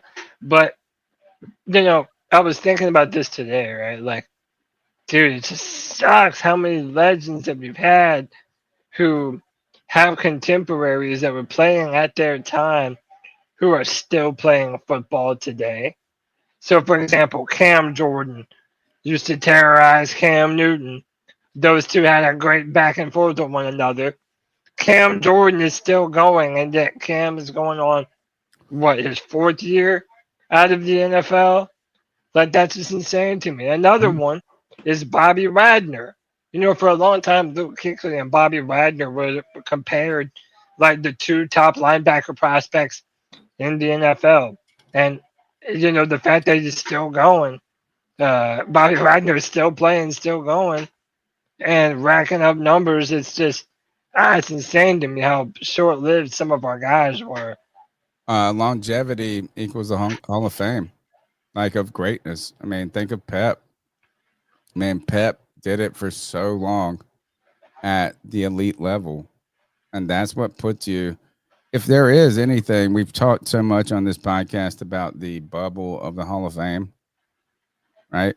And it hurts my soul to say this, is I don't think Cam Newton's a Hall of Famer. I think he's a bubble. I think he's a bubble player. Dude, I think he'll always be in the conversation. I think the sad reality is whether we think differently or not, Steve Smith is a bubble Hall of Famer too. Well, he's on next year's his last year for eligibility, maybe? I think he has maybe 2 more years. I think there's a better argument for Steve Smith making the Hall of Fame. I don't know, to be honest. It's like, to me, I think Cam is a Hall of Fame. Well, what counts for more, an MVP season or a Triple Crown? Triple Crown. Okay. I mean, I don't know. Maybe I don't know. Actually, I don't know. I think that if there's Steve Smith's bubble is not the same as Cam Newton. And I don't know if any of our guys are going to make the Hall of Fame. To be very real, I think is a better. He has a better chance, but that was the longevity is the issue. But remember, every year that goes by that you don't make it, it doesn't make it easier the next year, because then you have a whole new crop of badasses that are eligible for Hall of Fame. So it's like the more you don't make it, the less and less chances you have to actually do it. So I, as much as I fucking hate it, I don't know if any of our beloved guys of the 20-aughts are Who going should be to on the least of the bubble, though? Right. So say all 3 are on the bubble. I think I think Cam's on the biggest bubble. And You mean on the bubble of not? You mean like? Yeah, I mean they're all making? players. Like they're all close, but not locks. I don't know. It's kind of a coin flip for me and Steve Smith and Luke Kuechly. I think the argument for Luke Kuechly is he was best for 8 straight, and the numbers are there and all of this. But the Bobby Wagner discussion is the reason. Yeah, and see, Bobby Wagner, he has a Super Bowl ring, and he's gonna have all those numbers that he's racked up over all those years. Like Bobby Wagner to me, has he gotten Defensive Player of the Year? I don't think he has, but I think when you look at the total tackles, the longevity, how good he's played, and he has a Super Bowl ring. And I think all those matter. And I think he probably, as much as I fucking hate it, probably has a better chance to get into the Hall of Fame than Luke does. I disagree. I really do think that Luke has the better opportunity, and it's because of how highly people still talk about him. You know, like you. And I'm not saying Bobby Wagner isn't talked about, but it's like the amount of people that actually have the conversation of like Luke would be able to read these plays and like all this stuff. Like it's still a conversation going on to this day. People will remember Bobby Wagner, but people remember Luke for being just cerebral. And that's what I think is why he will have an opportunity. That doesn't mean Bobby's not going to get in. I think Bobby's going to get into the Hall of Fame. Don't get me wrong. But I think that to say that because of Bobby, Luke wouldn't be able to get in, I think it's just not going to be realistic. I think there's a better chance of him getting in than we're giving him credit for. The real Sunchild says this: Luke, Smitty, then Cam. I would probably switch it from Smitty, Luke, then Cam. But the argument for that list, and to me, I always was irritated about this, is because Smitty's career was legendary. The difference between Smitty and Luke was this: is Smitty was never considered the best receiver in the league at any moment in his career. Even when he won the Triple Crown, people were like, he's not the best receiver, right? Yeah. Like you had Megatron, you had whatever. Terrell Owens, Ocho Cinco. There was a point where Luke, was the best linebacker. Yeah, hands down. Hands down. It was Bobby Wagner, Patrick Willis, and him. But even when they would do the top 100, where the players would vote on who the best linebacker is, Luke would always be ranked above Bobby. I mean, for better or for worse, I'm sure people would argue, whatever. But no, you're not wrong. When Luke was playing, get in. Andre Johnson got in. Smitty has the same numbers. Yeah, and I think that Luke should get in. I would love for Cam to get in just because I love him so much. I don't think he necessarily should. I think there's an argument of how he changed the game and how yeah, absolutely, rushing and these things. But I don't know if he is a Hall of Fame quarterback. Right. So when it comes to Cam, all the real ones will know how much he's influenced this current crop of quarterbacks that we have now, from Josh Allen to Jalen Hurts to Lamar, like all these incredible Russian quarterbacks. They looked up to Cam and what he was able to do. Harvey London has a good comment. Says Patrick Willis made it, and he had a shorter career than Luke did. That's a great point. I don't know. It's just like I said earlier. I think Luke might get it. Every year, Smitty will. Every year that goes by, it's harder and harder for these dudes to make it into the Hall of Fame. And then they get in a competition with different crops of people, right? Yeah. Like, so remember, like Smitty could have made it. If Andre Johnson wouldn't have been in that class, they probably would have put him in that year. But then now he's going to be up against a different running of people and different things. It's almost too political in a way. I think Smitty is a Hall of Famer, and that's why I mentioned about CMC going to another team, right? And like I was almost happy for him. I remember saying this at a point is, if we would have put Steve Smith in his prime on the Colts, like he would have been, it's like it's just a different. So I don't know. It's sad to me that I just put Cam on the last of the list. But I think I also think that if you gave Cam Newton or Devontae Adams or pick another big name. Line? How about that? Yeah. But I mean, if you gave him the right receiver help, I think that it would have been. Oh, he would have been even more incredible, man. Let me find it. The number is 252-228-5098. This is the last call right now for the night. There is. I saw this, Cody. I actually resonated really with a tweet that you put out. And it was like, I'm not arguing with other fan bases until we're over 500. Yeah, dude. I go on Twitter and everybody's fighting with Bears fans and Falcons fans. I'm like, I was like, guys, how are y'all even? Yeah, it's so stupid. It was crazy. There is this one they're talking about ultimately is Hurts versus Cam. Cam, dude, that's been the real big discussion going around. We miss Cam. I mean, everybody miss Cam, but you know what? So far in the past, not only is Cam so far in the past, the Panthers' present has been so terrible. Cody, I was with you. Not only was I with you, that's where I've been at. I'm like, I ain't even on this ship space. Yeah, until there's really anything to say. I have no desire to be a white knight for the Carolina Panthers and come run into their rescue and simp for them. Like, no, and that's not a surprise. I'm almost on the other people's side. Yeah, I want the chip on our shoulder, Panthers, that feel fucking disrespected, that want to go out and prove something. By the way, that's part of the reason why I don't mind, keeping it real on Bryce. When I say even still, I'm not sold that Bryce Young is the future of the Carolina Panthers at quarterback. I'm not. And I don't care if people clip it and bring up old tweets and clips. I would rather be the butt of every joke on Panthers Twitter or amongst the podcasting circle than to be right. I want Bryce to be the guy, but I'm not ready to anoint him. I'm not ready to anoint Bryce Young until I know for a fact that I see that from him. And if that makes me the villain, fucking, I'll be your Huckleberry, bro. I don't give a fuck. Yeah. All right. Let's take this call. Yo, C3, it's JD again, man. I just calling to finish up what I was saying from the first call. I think it's a beautiful time to be a Carolina Panthers fan. And I also want to try to convince G-Baby that Chuba is not the running back that he seems to believe Chuba is.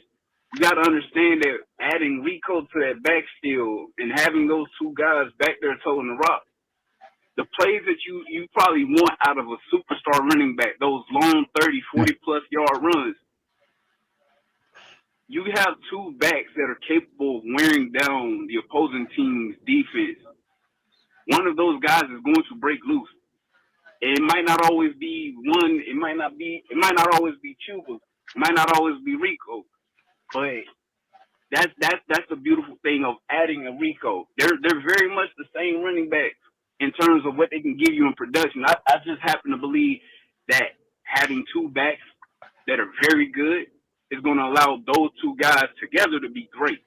So, G-Baby, I feel where you're coming from, bro. You could, that running back room could be better. There are running backs that are probably doing it better than Chuba, but I think there's an element of Chuba's game that we haven't quite seen.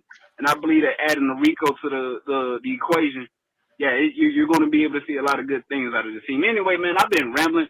I'm going to wrap this up, bro. Love the show. Y'all keep pounding, man. Keep pounding, brother. Great call, man. Look, I'm with it. CK, I've said that I don't want to do this thing where, I'm predicting this amount. What I actually am predicting is that the Carolina Panthers have the opportunity this year to break some single game rushing records for the Carolina Panthers. When you look at this line, these two running backs that we have, Bryce Young being that ultimate game manager to make it happen, we could be a very, very good running team this year. Fun comment here Dude. from the real AP says, "At what year in the future will of this podcast will we never mention Cam's name for at least one episode?" And also, sideways smiley face on purpose. I see that. Tony Dunn. I would say I don't know when that date is, but we're a little closer to it every day because I just didn't go put Cam in the Hall of Fame. That will not happen until that will not happen until both me and Tony are no longer on this show. Right. That's when we will no longer talk about Cam Newton and how glorious he was when the two biggest Cam sexuals on the internet are no longer podcasting about him. Anyone to find a bigger Cam sexual than me. In fact, so many people make fun of me, like deep cuts. Hey, you know what? Like, I love when people come so hard at me at it for the. I leaned into it. I was like, I'm gay for Cam. Like, I don't even like that. Don't bother me one bit. Cam sexual. He was corny as fuck though when he did that. His live thing on Fanatics. My friend went on Pirate Radio and he talked about.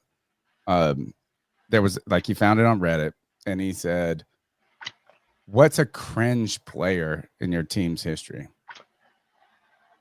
All right. Actually, how about this? Why don't we answer that real quick? Is there Brenton Burson?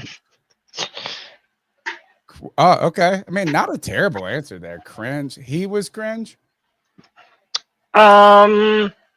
How about this? Now I have a better answer. How about D'Angelo Williams? I feel like not until he left the Panthers. Well, but that's still. I mean, that's a caveat there. Cringe. I mean, I think you could go to who was tried to murder his. Oh, but that's deplorable. That's not cringe. Right. Cringe is whenever you hear them talk, you're like, ugh. Dude, how about this? Not talk, but like even their play, the way it was like, I mean, there's some players on other teams that have like grabbed, like kicked people in the ball. You know what I mean? Like you actually, like I was talking about with Cam Jordan, like I dislike him just because he's not on my team. Yeah. Right. Like, or is there a player on your team that you actually didn't want to be on your team? Not because they sucked entirely, maybe, but I was thinking about the guy that got beat up by Andre Johnson. Cortland Finnegan. Cortland Finnegan. What's a cringe ass player? Byron Bell. But that's just terrible. Like, Ryan Cole's brother. I think cringe. Yeah, that's a good one. Cringe to me and you might be a little bit different things. Like cringe to me is just embarrassing. They're so embarrassing that they give you secondhand embarrassment. Right. You get embarrassed because of them. Yeah. And the guy on my buddy clip said, "Well, Cam was kind of cringe." He was. Fuck that! I got up and walked out of the studio, dude. I was like, he was though. Listen, I love grandma. Was that the cringe? How about this? When he went up and like, it's funny to hear a woman talking her out. Whether or not you believe them or not, that was a pretty cringe thing to say. You know, a lot of this. I think that was so over. Remember when he called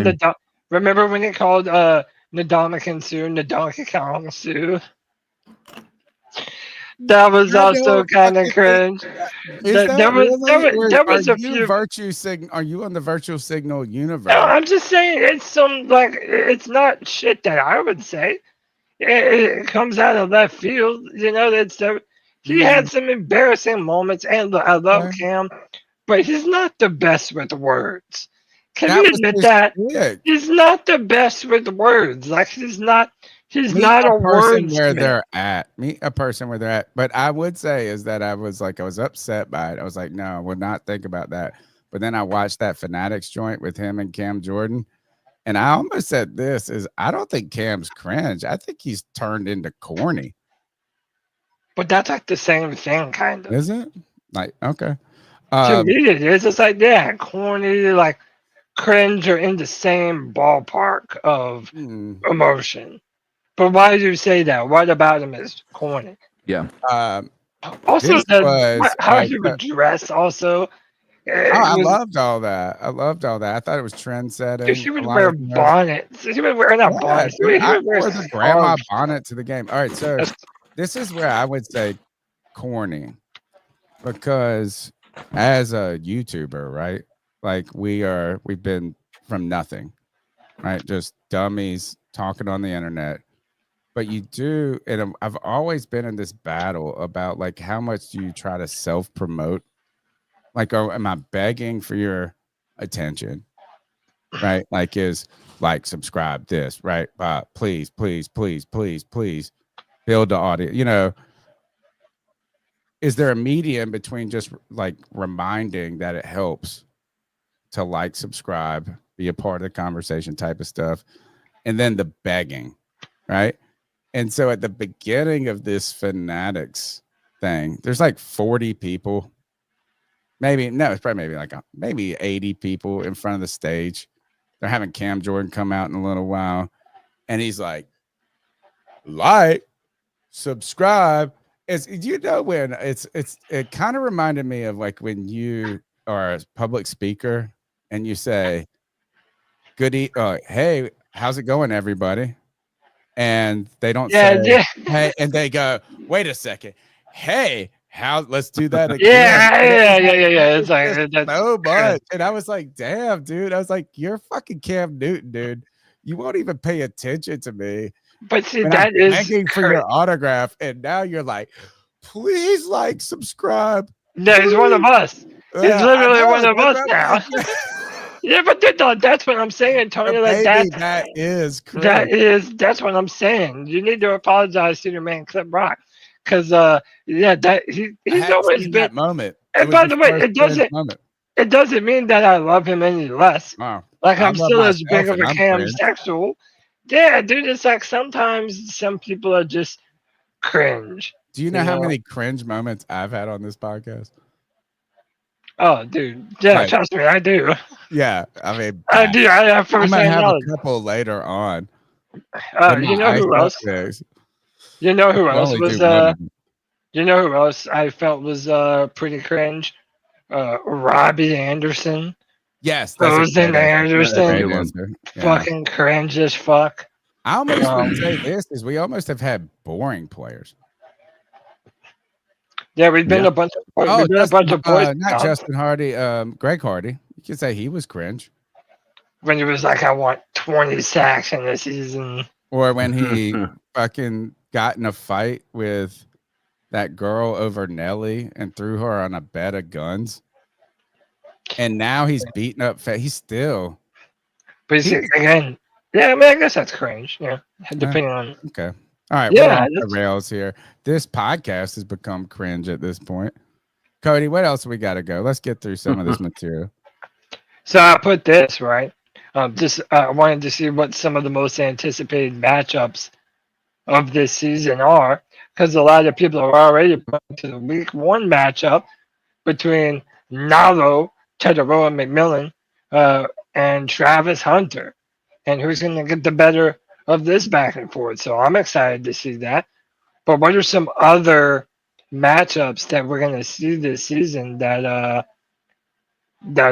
good matchups? CK, do you have any? I have a couple. I don't have many player specific.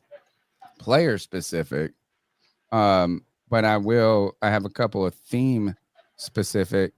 CK, if you do have one that's on your mind, go ahead and interject. Well, here's the thing: is I think that last game of the season against the Falcons last year put, I think, a potential rivalry on the map between Penix and Young, because Penix was answering everything, blow for blow against a really bad defense. But but that's I don't know. That's something that I would say is being able to see that start to kind of build from there is something that I think is going to be interesting.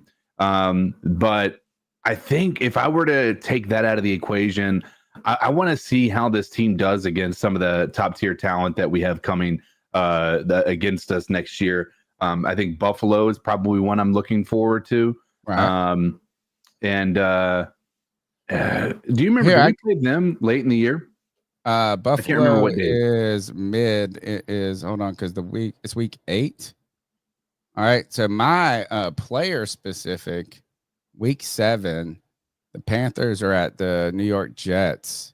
Ted McMillan versus Sauce Gardner. I think is a cool one, right? Like a top corner, been in the league a couple years versus high end rookie. Can a rookie make a name against a player like that? The Bills are week 8, CK. Yeah. Okay. That's what I'm going to be looking forward to. I think it's hard not to look at the Jacksonville Jaguars as like a sought after one. Week 1. That's right? going to be an interesting one. Travis Hunter, right? I think though so my first, Cody, I don't know if you saw it, was player specific and Tet versus Sauce Gardner. Right? Ooh, okay. A season, not rookie on rookie. I mean, I think it's gonna be fun, Jacksonville, right? Like that's gonna be it's a great one to start with. But if Tet is really making a push for being like, if he could have a good game there, right? Like against a guy who's year 3. Yeah. Just kind of a proven top tier. All my other ones are going to be specific to a theme. And it's not actually a player only. All right, so maybe this is the next one that's kind of player only or close to player only. Oh, go back 3 weeks. Dolphins at Panthers. I want to see how Mike Jackson and JC Horn deal with Waddle and the Cheetah. Yeah. Right? So I'm looking at, and this is where the theme comes in for what you asked is like, what are these matchups?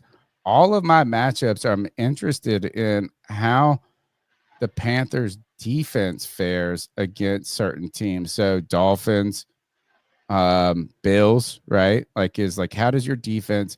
I go next to couple more on that. The 49ers. Can the Panthers facing CMC, if he's still there, show that run defense has improved, right? Can that be a moment that November 24th, 8:15 primetime game? If CMC or they run on us for 200 yards, can the Panthers run defense, which is all I'm looking for in this year? And then the following week, the Panthers host the Rams. And you've got I'd like to see JC Horn versus Homeboy. Not what's his they brought back Cooper Kupp, but no, the guy that replaced him. Oh, Puka Nacua. Yeah, I'd like to see when we and Devontae. Isn't that where Devontae Adams went to? Devontae Adams. Yeah. I want to see JC Horn shut down some people in that one. But the theme continues to be for me the Panthers defense. If I have one on the offensive side, let's see how the Panthers offense fares against Cowboys. Because you get the high end Micah Parsons. Yeah. Can the Panthers do something against them? And then to be petty, didn't that guy that we were in the running for defensive tackle go to the Patriots? Yeah, Milton Williams. Yeah. So they have him versus our interior. A couple of mine also involved the defense. To me, the divisional matchup is JC Horn versus Chris Olave for the New Orleans Saints. I think that's a really good one. That's easy work for him, though. If you're the top paid corner. Well, it should be, but a lot of people feel like Chris Olave is still a really good wide receiver. I mean, I think a little underrated.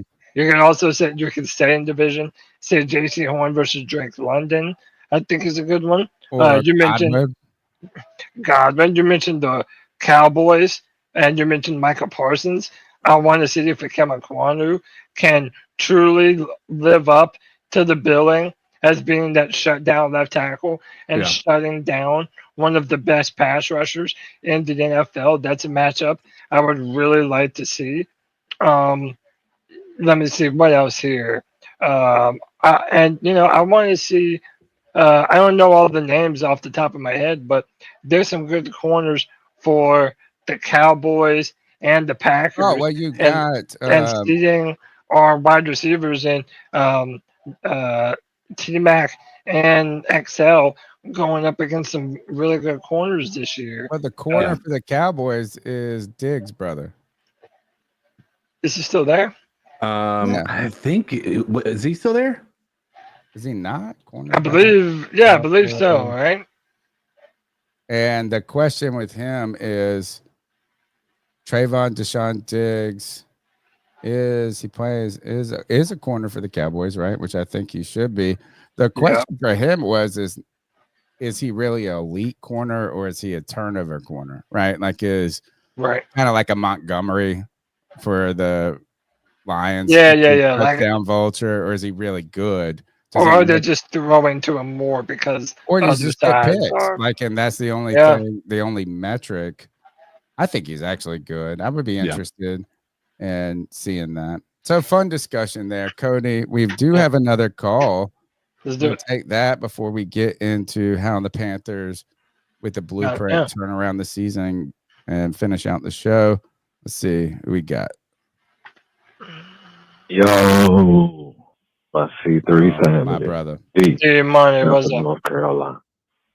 I decided I'd stop in just for a split second. I've been at the house for a couple of days, been down for a little bit. And I just have time to think about a lot of things and so forth. And shout out to the great Tony Dunn and the homie Cody Lack, CK, Cole Dillon, the whole family, Cole Dillon. Absolutely. We're on the verge breaking through, people. I agree. It's only a matter of time now. The bricks, the foundation I keep preaching about, you can see it's there. And I know that we're unhappy with certain holes and so forth, but they're still in the works, and we got time. The thing is now, we're closer to the goal that we wanted. So much with all these great free agent acquisitions on defense. And yes, I'm calling them great. They've played meaningful football, and they keep talking about wanting to turn this culture around. And I'm here for it. And then we talk about guys like J.C. Horn, who's gotten the bag, that appreciate the loyalty from this franchise. You know he's going to ball out. And then we're sitting here, we got about that business Derek Brown back into the game. Defensively, we're going to be better. And the offense was already starting to go to another level. And now phase 2 of this Canellis offense and Bryce being comfortable and having all these receiving options, a little bit more option in the backfield as a running back. I just think it's great. And I'm telling you now, the NFC South needs to watch out because the culture has changed. And if you ain't with us now, you ain't welcome to the parade. I love every single one of you. Pain is temporary, pride is forever. Love every single one of y'all. I'm out. D, we love you. I love you. Love you, D. Glad. Keep your chin up. Get on your feet. Stay with us. Same thing goes for all of us. The only thing I disagree with is if you're not on the train, you can't be with us at the parade. The only thing I don't agree with that is you just don't get to sit in the front like we do. Yeah, with the OG. There we go. You got to sit the fair point. Jack. Yeah, we need some of the bandwagon fans to jump on. Yeah, you gotta remember this. We got some VIP people like D. That's the only thing. I mean, because I just don't want to. I don't say I don't want to. It's like here, I do appreciate. Look, we suffered. We've locked arms together. We've suffered together. But that we'll be able to look at each other and be like, y'all got upper deck seats. We got VIP. That's it. Hell yeah. All right. Cody, let's finish out the show with this. The blueprint, and we'll power through these right away and just outline what I put up here. Right. And that is the blueprint talked about the offseason, the commitment to the defense. Right. And the Panthers defense, horrific for a long time, honestly. 2 years ago, CK and I were on the Fool's Gold thing. Is like you could find these metrics that said they were okay, but you could have scored 15 points against us. Yep. Offenses could take a nap. There were a bunch of reasons. So I was interested in teams that had historically bad defense in the last 15 years that were able to make a significant turnaround. Because that's what the Panthers are trying to do. Doesn't mean drop from top worst to best, but what happened, right? So in 2012, or the 2012-2013 season, the New Orleans Saints, they were ranked dead last in total defense, like we were, right, in a sense. And and this is yardage, how they ranked them dead last. They were fourth in total defense, which actually doesn't make sense. Oh, in 2013. So they went from dead last to fourth. What a crazy turnaround that. Key changes here. And this is bananas here. This is the fucking wildest part about this change. Is Rob Ryan led this change. Dude. Crazy ass. He's like the crazy. Yeah. I like Rob Ryan. He's the uncle you don't want at Thanksgiving, but you also want if you want a shit show. They switched from a 4-3 to a 3-4. They drafted, Cam Jordan.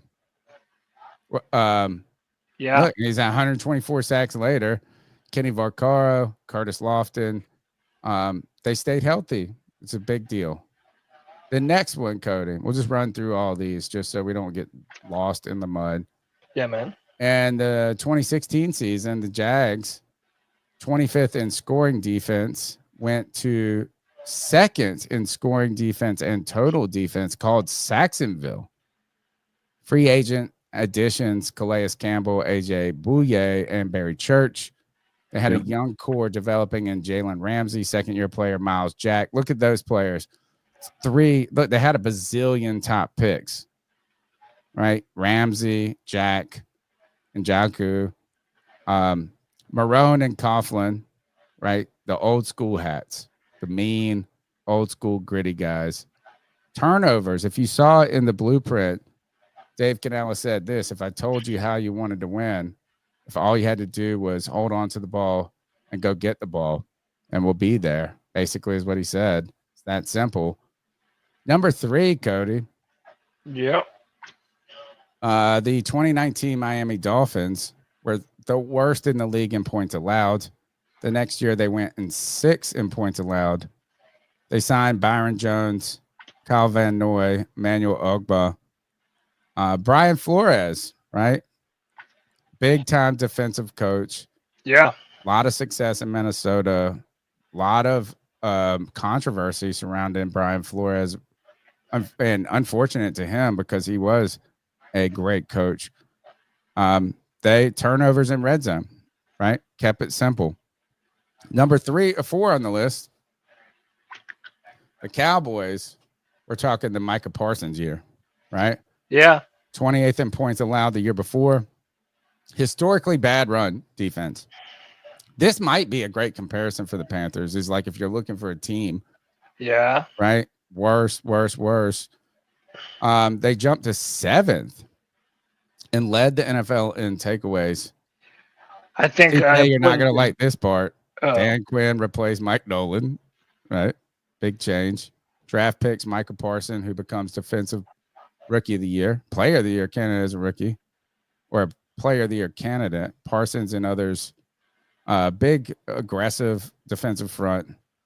And Quinn becomes a star. Cody, you want to say something on that before we move on? Yeah, I mean, just it's a testament to drafting well and evaluating really good players in free agency. When you draft on Micah Parsons, you're able to do some shit like that too. So it's all about just evaluating talent. And I've always said this: when you're a general manager, your job, chief amongst everything else, is evaluating talent and projecting them into the NFL and or what that free agent player will be like for your team. So, when we're talking about this defense turning around, to me, it's less to do with the Jerry Rivero and more to do with Dan Morgan and his ability to reload this defense in a meaningful way. I like to think that he has, but time will tell. Number 5 on the list. Yeah, exactly. We can just skip this one. The Falcons 2015, which they went to the Super Bowl the following year, right? No, so this is the switch, right? So I guess I've been reading it wrong. I've been reading it wrong. Yeah. 2015, they were terrible, 32nd in sacks. 2016 defense improved to middle of the pack, helped carry the team to the Super Bowl. Keanu Neal, Deion Jones, great defensive, linebacker for a while. Quinn, again, Dan Quinn. Sorry, he's coaching the Commanders, who are a juggernaut of a team right now. Better offensive play. Defense had a better chance. So, Cody, I bring this up, and I'm looking into this. Are there any things that we are seeing in these teams that maybe the Panthers could potentially not? It's obviously not apples to apples. Yeah. Right? But how did the Panthers go from the worst to even middle of the pack like this Falcons team? Right. Well, so for my money, it revolves around two players that have to really kind of prove themselves fairly early on, and that's our two draft picks, Nick Scorton and Princely Human-Milan. Now, you might say, well, that might be a little bit much to ask of a second rounder and a third rounder, respectively, but that's what we have to do. We have to get young guys that are coming up in here and making a legit impact day one. I mean, that's, or else why are you drafting all these defensive players every year if none of them ever turn out? I mean, keep in mind, we have DJ Johnson on this team, who was another guy that the Panthers traded up for a few years ago. We also have, what's the super fast guy that's on our team? That's what position? Yeah, he's an edge rusher. He's an outside linebacker. He ran like the fastest linebacker time at the combine. I'm blanking. Let me look him up. Guess what? We don't remember anything past. Yeah, but also like the fact that we have a hard time remembering him is part of They're not going to be anything at this point. Yeah. I mean, I'm not saying they can't be anything, but there was who is it? Amari Barno. Oh, yeah. Come on. That mug ain't going to do This is where the draft is. I'm so Yeah, but you see what I'm saying, though? Like, these young players have to step up that guy in a meaningful way more than they ever have. I don't mean them. I mean Scorton and Human. Yeah, we need those guys are a thing of the past. I think if DJ Johnson can find a role in this team, that would be incredible. And not in a good way. Like, I won't bet on it. How about that? Is like, I'm not putting any money on him. I would put more money on him not making the roster than making the roster. Yeah, I mean, I really think he's going to be a player that gets. Wait, which one? DJ Johnson.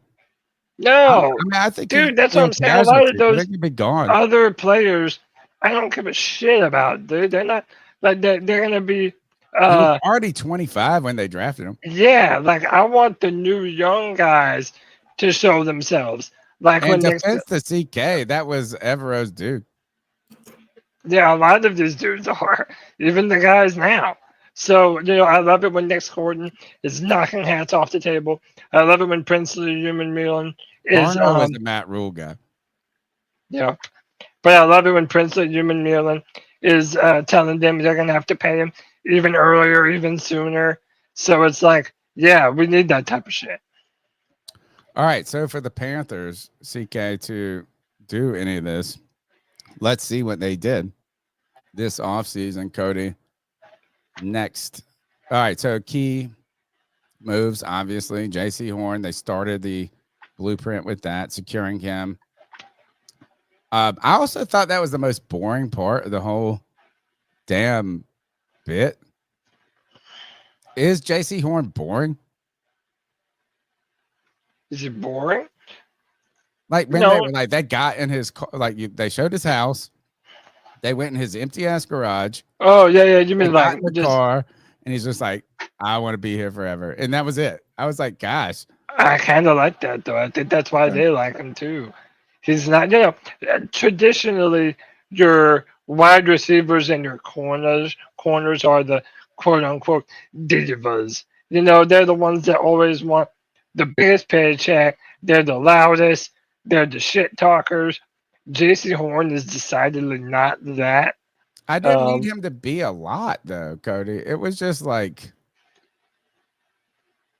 I was like, let's move on from this. I mean, it was just, to me, it was boring. I do like the fact that he says every year the goal is a Super Bowl, and he wants to win Super Bowls for the Panthers and retire as a Panther.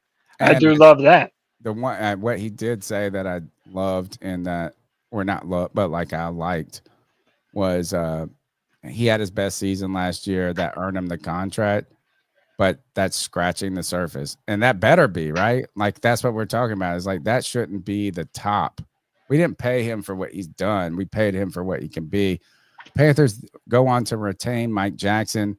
I think you have to have that tandem and add to it. They signed Trevon Mooring, right, in an attempt to shore up run defense. Patrick Jones II, they celebrated him a lot in the blueprint. Right, his tenacity. Dave Canales liked him. Bobby Brown, Wharton. Wharton is the guy that they really needs to hit. Like he needs to become a guy with him and Brown that pop together.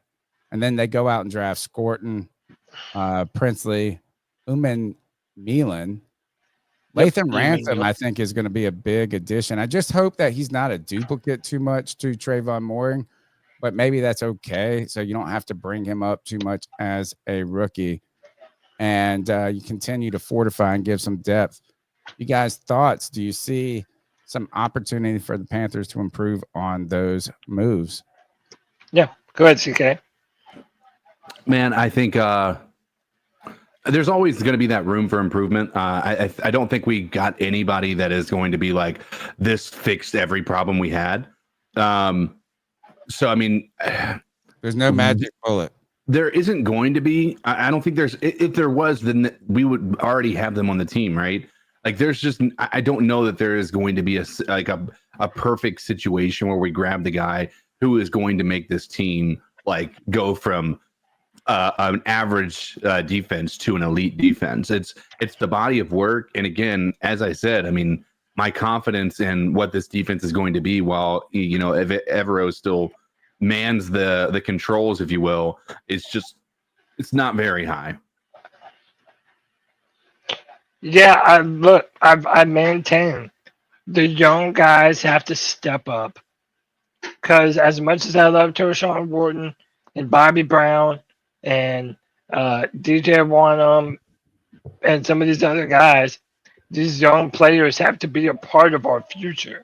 And in order for them to be a part of our future, they have to be a part of our now. And, one of the things I was saying about Tershawn Wharton is I love how aggressive he is. And he is a leader, especially if you watch the blueprint. I feel like now, on top of the rookies, he's working on celebrations already. We have a bunch of free agents that are in here to help instill a culture. And I love that, dude. Wow, though. I mean, like nothing to be overly excited about, though, guys. But you look at this, though, right? And you just look at the outline. Is it setting the Panthers up to be better? And you can't.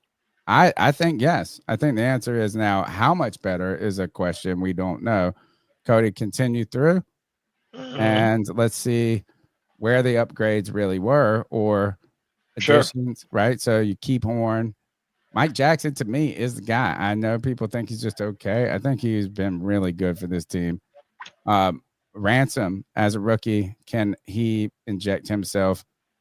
The pass rush, what we're looking at here is rookies making a impact. Can one of these rookies, and maybe together, right? Can together these guys find a way to get 10+ sacks, right? Like Scorton and Princely together find a way to make a difference on this team.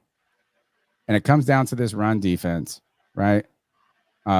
So what could the Panthers do? What are the projections? Let's go to the final component here, is that right now you were at 32nd in pressure rate, 32nd This was not right. We did not have 3 sacks. We had more than 3 sacks. We were 31st in sacks, so this is inaccurate.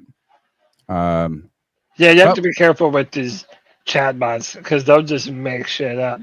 Right, but the question is can you improve in pressure rates? And right now the projections is that you're moving from 32nd to 20th. Yeah, dude, it's possible, man. Well, that's possible, but I don't think that's going to make CK happy. Wait, say it again. From what to what? From 32nd to 20th is not going to be enough for CK to be excited.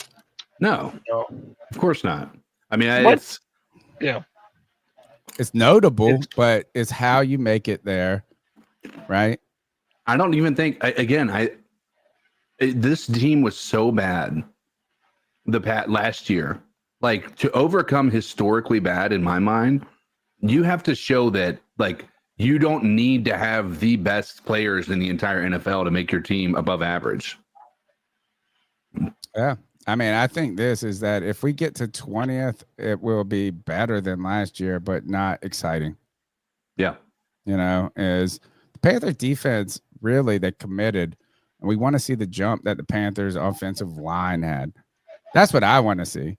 The commitment to the line last year made a visible difference, right? Like a visible effing difference.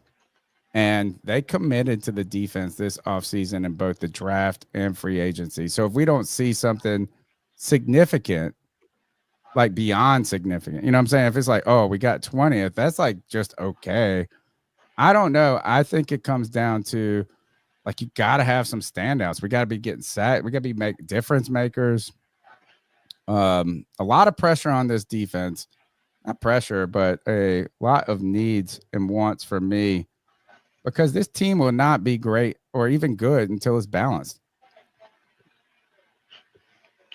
Yeah, I mean, another thing that we need to mention too is the upgrades that we did make in the backfield. Like, we need safeties that can take the ball away. They're taking the ball away. That's football 101. You have to be able to take the ball away and then convert on those turnovers. Well, that's why we need JC Horn to not be that's something that we have not done well in recent years. Now, to his credit, though, they also don't throw at him a lot. Oh my gosh, I'm so tired of this. Yeah, you can say what you want. It's just the truth. When he's on the field, they don't. Unless you're Mike Evans, they don't throw at him. Unless you're Mike Evans, and you're Baker Mayfield, and you can just trust to fucking throw the ball up, and Mike Evans is going to come down with it. Yeah, for the most part, they don't really throw at JC Horn, and then when they do, he shuts it down. All those numbers aren't dependent on just JC Horn. Has not been trailing. He's not been doing this, so it's not like you can just scheme away from him. He don't do.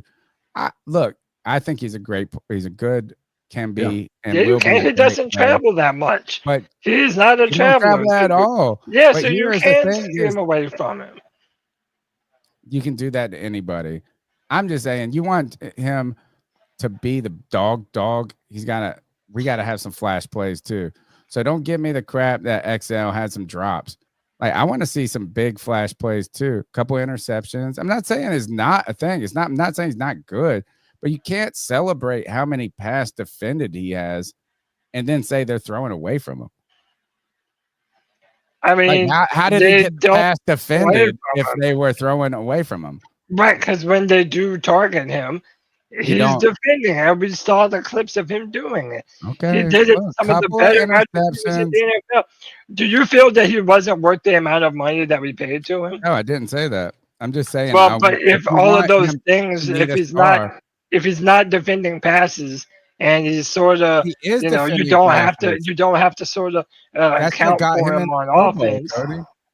Well, what I'm saying is it sounds like you're saying that the things that he has done aren't necessarily indicative of a top flight corner, and this year he sort of needs to prove the bill of being worthy of that contract. But that's what CK is saying. No, what we're saying, you just said this earlier, is that the star difference on some of those teams that had the turnaround. Right? Turnovers, yeah. Yeah, I mean, like, that's what we need. We need a blowout. And I'm not saying, like, he didn't earn it. That's not what I'm saying. I'm just saying, like, I want J.C. Horn to be the player he is and have a couple of them fucking standout moments. Like, we need to we need to get the ball. Yeah, but again, it also that will happen when teams are forced to throw his way. Okay. That means you have other safeties and corners that are out there making the day hell for offenses. So that's what we have to see a reasonable step forward for. Yeah, we got to see a lot. We need this defense to go. All right, Cody. I think that's the show, right? You want to plug this one more time? Yeah, don't forget we have the July giveaway of the Panthers swag bag. You can get a piece of Panthers history.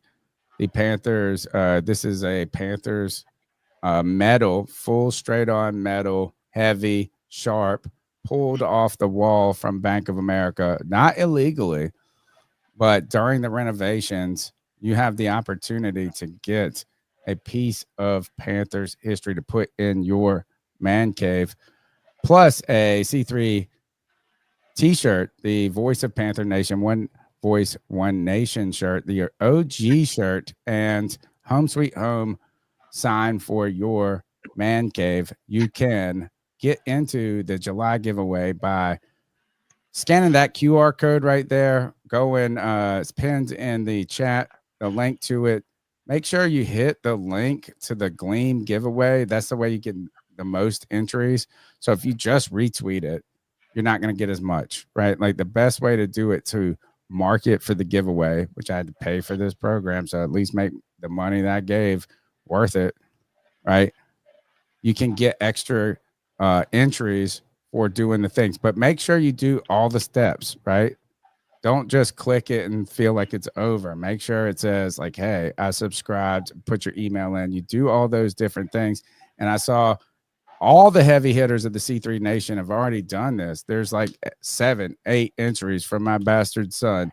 These things, we need to pump this up. The goal is every month to have a giveaway. And as we get into the season, these are going to get great, bigger, and all of this going forward. We want to grow the podcast in the face of adversity. We've been chugging along.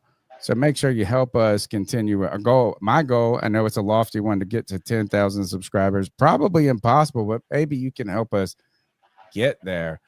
Yeah. Thank you for all your time. Cody, we got one last segment, and that is the Ice and Fools Up. It's the longest running segment on the longest running Panthers podcast, where we tell someone to ice up, toughen up to get it together. Cody, drop that ice.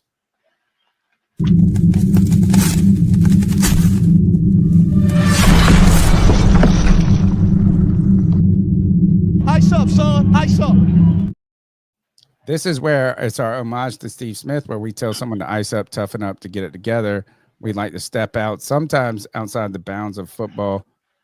It's our podcast. We do whatever the hell we want. We can tell someone to ice up if they're a little kid in Oklahoma. We can ice up ourselves, our parents, or whatever. Whatever we want to do. A lot of times, Cody makes me laugh when it comes to people almost dying on the internet. Does anybody have some good ones? Mine are also so base. I only have one because I was informed that I can only show one of mine because it would be creepy that you had 2 vagina related.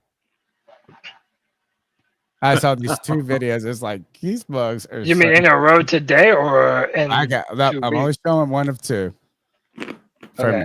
And they're not even like super vagina related, but it's all right. See, who's got one for me? So, yeah, I can go first.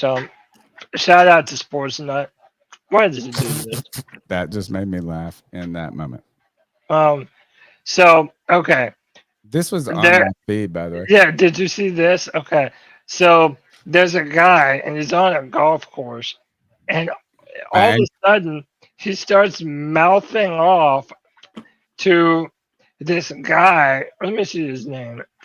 The dude's name is Nick Tarnasky, and he's a former hockey player. This dude on the screen is wanting to pick a fight, and let's just say he ends up regretting it. You guys need to get off the golf course. Yeah, we will, man. Go now. Like, pack up, go now. I love when I see someone get beat up. That shit. And they're drunk as fuck, too. He looks drunk. Hey, man. Come on, man. Oh, see you later. You're in the. Hey, watch, it's not even done. I fucking told you. Oh, there's more. He's gonna come back. I got it Yes. all on record. Yes. Around the goal. I got it all on record. Around the goal. Hey, leave him alone, man. Oh, he wants a third round. Oh. Please say you get up. Are you still cheering on you? Watch, it's still not done. Get out! Hey. Oh, that makes me want to bring out it. of here. Dang. It's not okay. Take him home or get him fucking out of here. Fucking get moving. I said stop looking like an idiot. Get out of here. So, dude, when you're on a golf course, maybe don't pick fights with former NHL players, dude. Ice up. Oh, damn it. All right. CK, you got it? You got one? Mine is just the math that isn't mathin'. Again, I always go political with these things, but that's kind of my focus on social media and stuff like that is focusing on politics. And listen, a bill that's and I know there's a stimulus aspect to this, but a bill that is intended to cut our deficit, but somehow increases spending to things like spending $65 million or something crazy like that to move the space shuttle from the Smithsonian back to Texas. It just seems like we're going like it's something that Elon Musk said. It's like we're back to the unit party where all of these things that we thought we were overcoming have still it just shows that it's not going to change unless we're really we are able to realize that the current political system that we have is not set up for us to actually be in a democracy of any sort. Like the fact that a bill has to pass with that much in it for people to vote for it, like I know, and I get it. It's like this, it's a large country and we have to get all these amendments in because that's how we get things done, right? But it just seems like it makes our government impossible to actually regulate. And that's scary. And so to me, I'm going to ice up. I'm going to ice up the world that we live in right now with the way the government is and the people that think that, that aren't willing to look at the negatives of what's going on with this whole thing. You can't spend more to save. That's what worries me is like, and here's the thing is I get there's a stimulus aspect to it that, in theory may potentially work. And some of the things make sense to me, right? The no tax on tips, that's literally going to be a great thing for people because I think that they're number one, it's one of the, I don't know, that's one of those jobs that can become thankless or what have you. So that stuff kind of makes sense to me. No tax on overtime, things along those lines. Those are all, relevant in my mind. What isn't relevant is the spending like on a shuttle. Like that shuttle is perfectly fine in the Smithsonian in DC. There is literally no reason to move it other than political reasoning. And the only political reasoning is that the Texas governor was very nice to Trump. And so we're trying to give them back something that could be used as like what would you say? Like a vacation spot or what do they call those? Get away. Like some sort of like something that's going to drive tourism, you can't cut. You can't say I cut out one thing. I cut $4 million of spending, but I added $12 million and saved money. And this would be like I don't want to say the person I dislike the most in my life in a sense, but it's like, oh, I spent $112, but I saved $40 doing it. No, you spent $112. You can't spend more and say we cut. It's just the math doesn't work. So I have to ask up CK, how out of all the political things we could do, how do we not ice up all of a sudden the Epstein list not existing? Like all the time we've been talking about this, Trump ran on it, and then nope, all of a sudden that's not a thing. It's so fucking stupid, dude. Everyone, Trump's response was wild. Yeah, it's so stupid, dude. Shout out to Panther Gal. This is the truth right here. Smoke and mirrors, left wing, right wing, same fucking bird, y'all. That's all it is. Spin. Tony, you know this is fake, right? Is it? There's no way. This is not. It can't be fake. Here's the reason. The only reason I don't even know what I'm icing up. Maybe I'm icing up this kid. I used to play hockey with this kid, and it's like a bass player in a band, right? Like if you've like everybody wants to play guitar, right? Everybody wants to play guitar, but like if you play, kids out there that are looking for a instrument to play bass. Every band needs a bass player. You don't even have to be good. If you play bass, like you just gotta tap the bass. Nobody knows. I mean, it's like we just need a body. But if you're a good bass player, it's awesome, right? But this mug, and I don't even know, he got into piercings, like so we had all the big spacers and shit like this. Yeah. But he got his taint pierced. Right. And I was always like, why the A? Like, I mean, what the fuck? It was just bizarre. He's like, and I didn't even want to hear the conversation, but I always thought like the poor person that had to do that piercing. Like, that's always what I was in my mind was like, this guy walked up and said, I want my taint pierced. And that poor person who had to actually do it, this shit made me feel like this is like, this poor, whatever is happening here. There's no way this is real.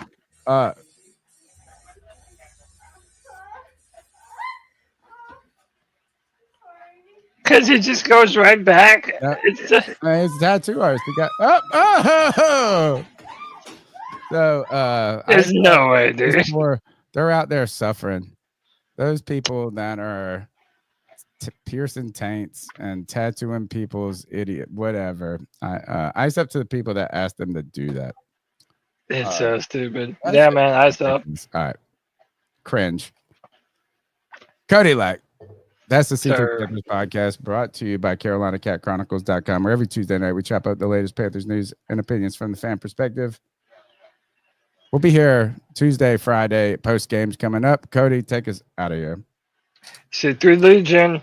Until next time, keep pounding.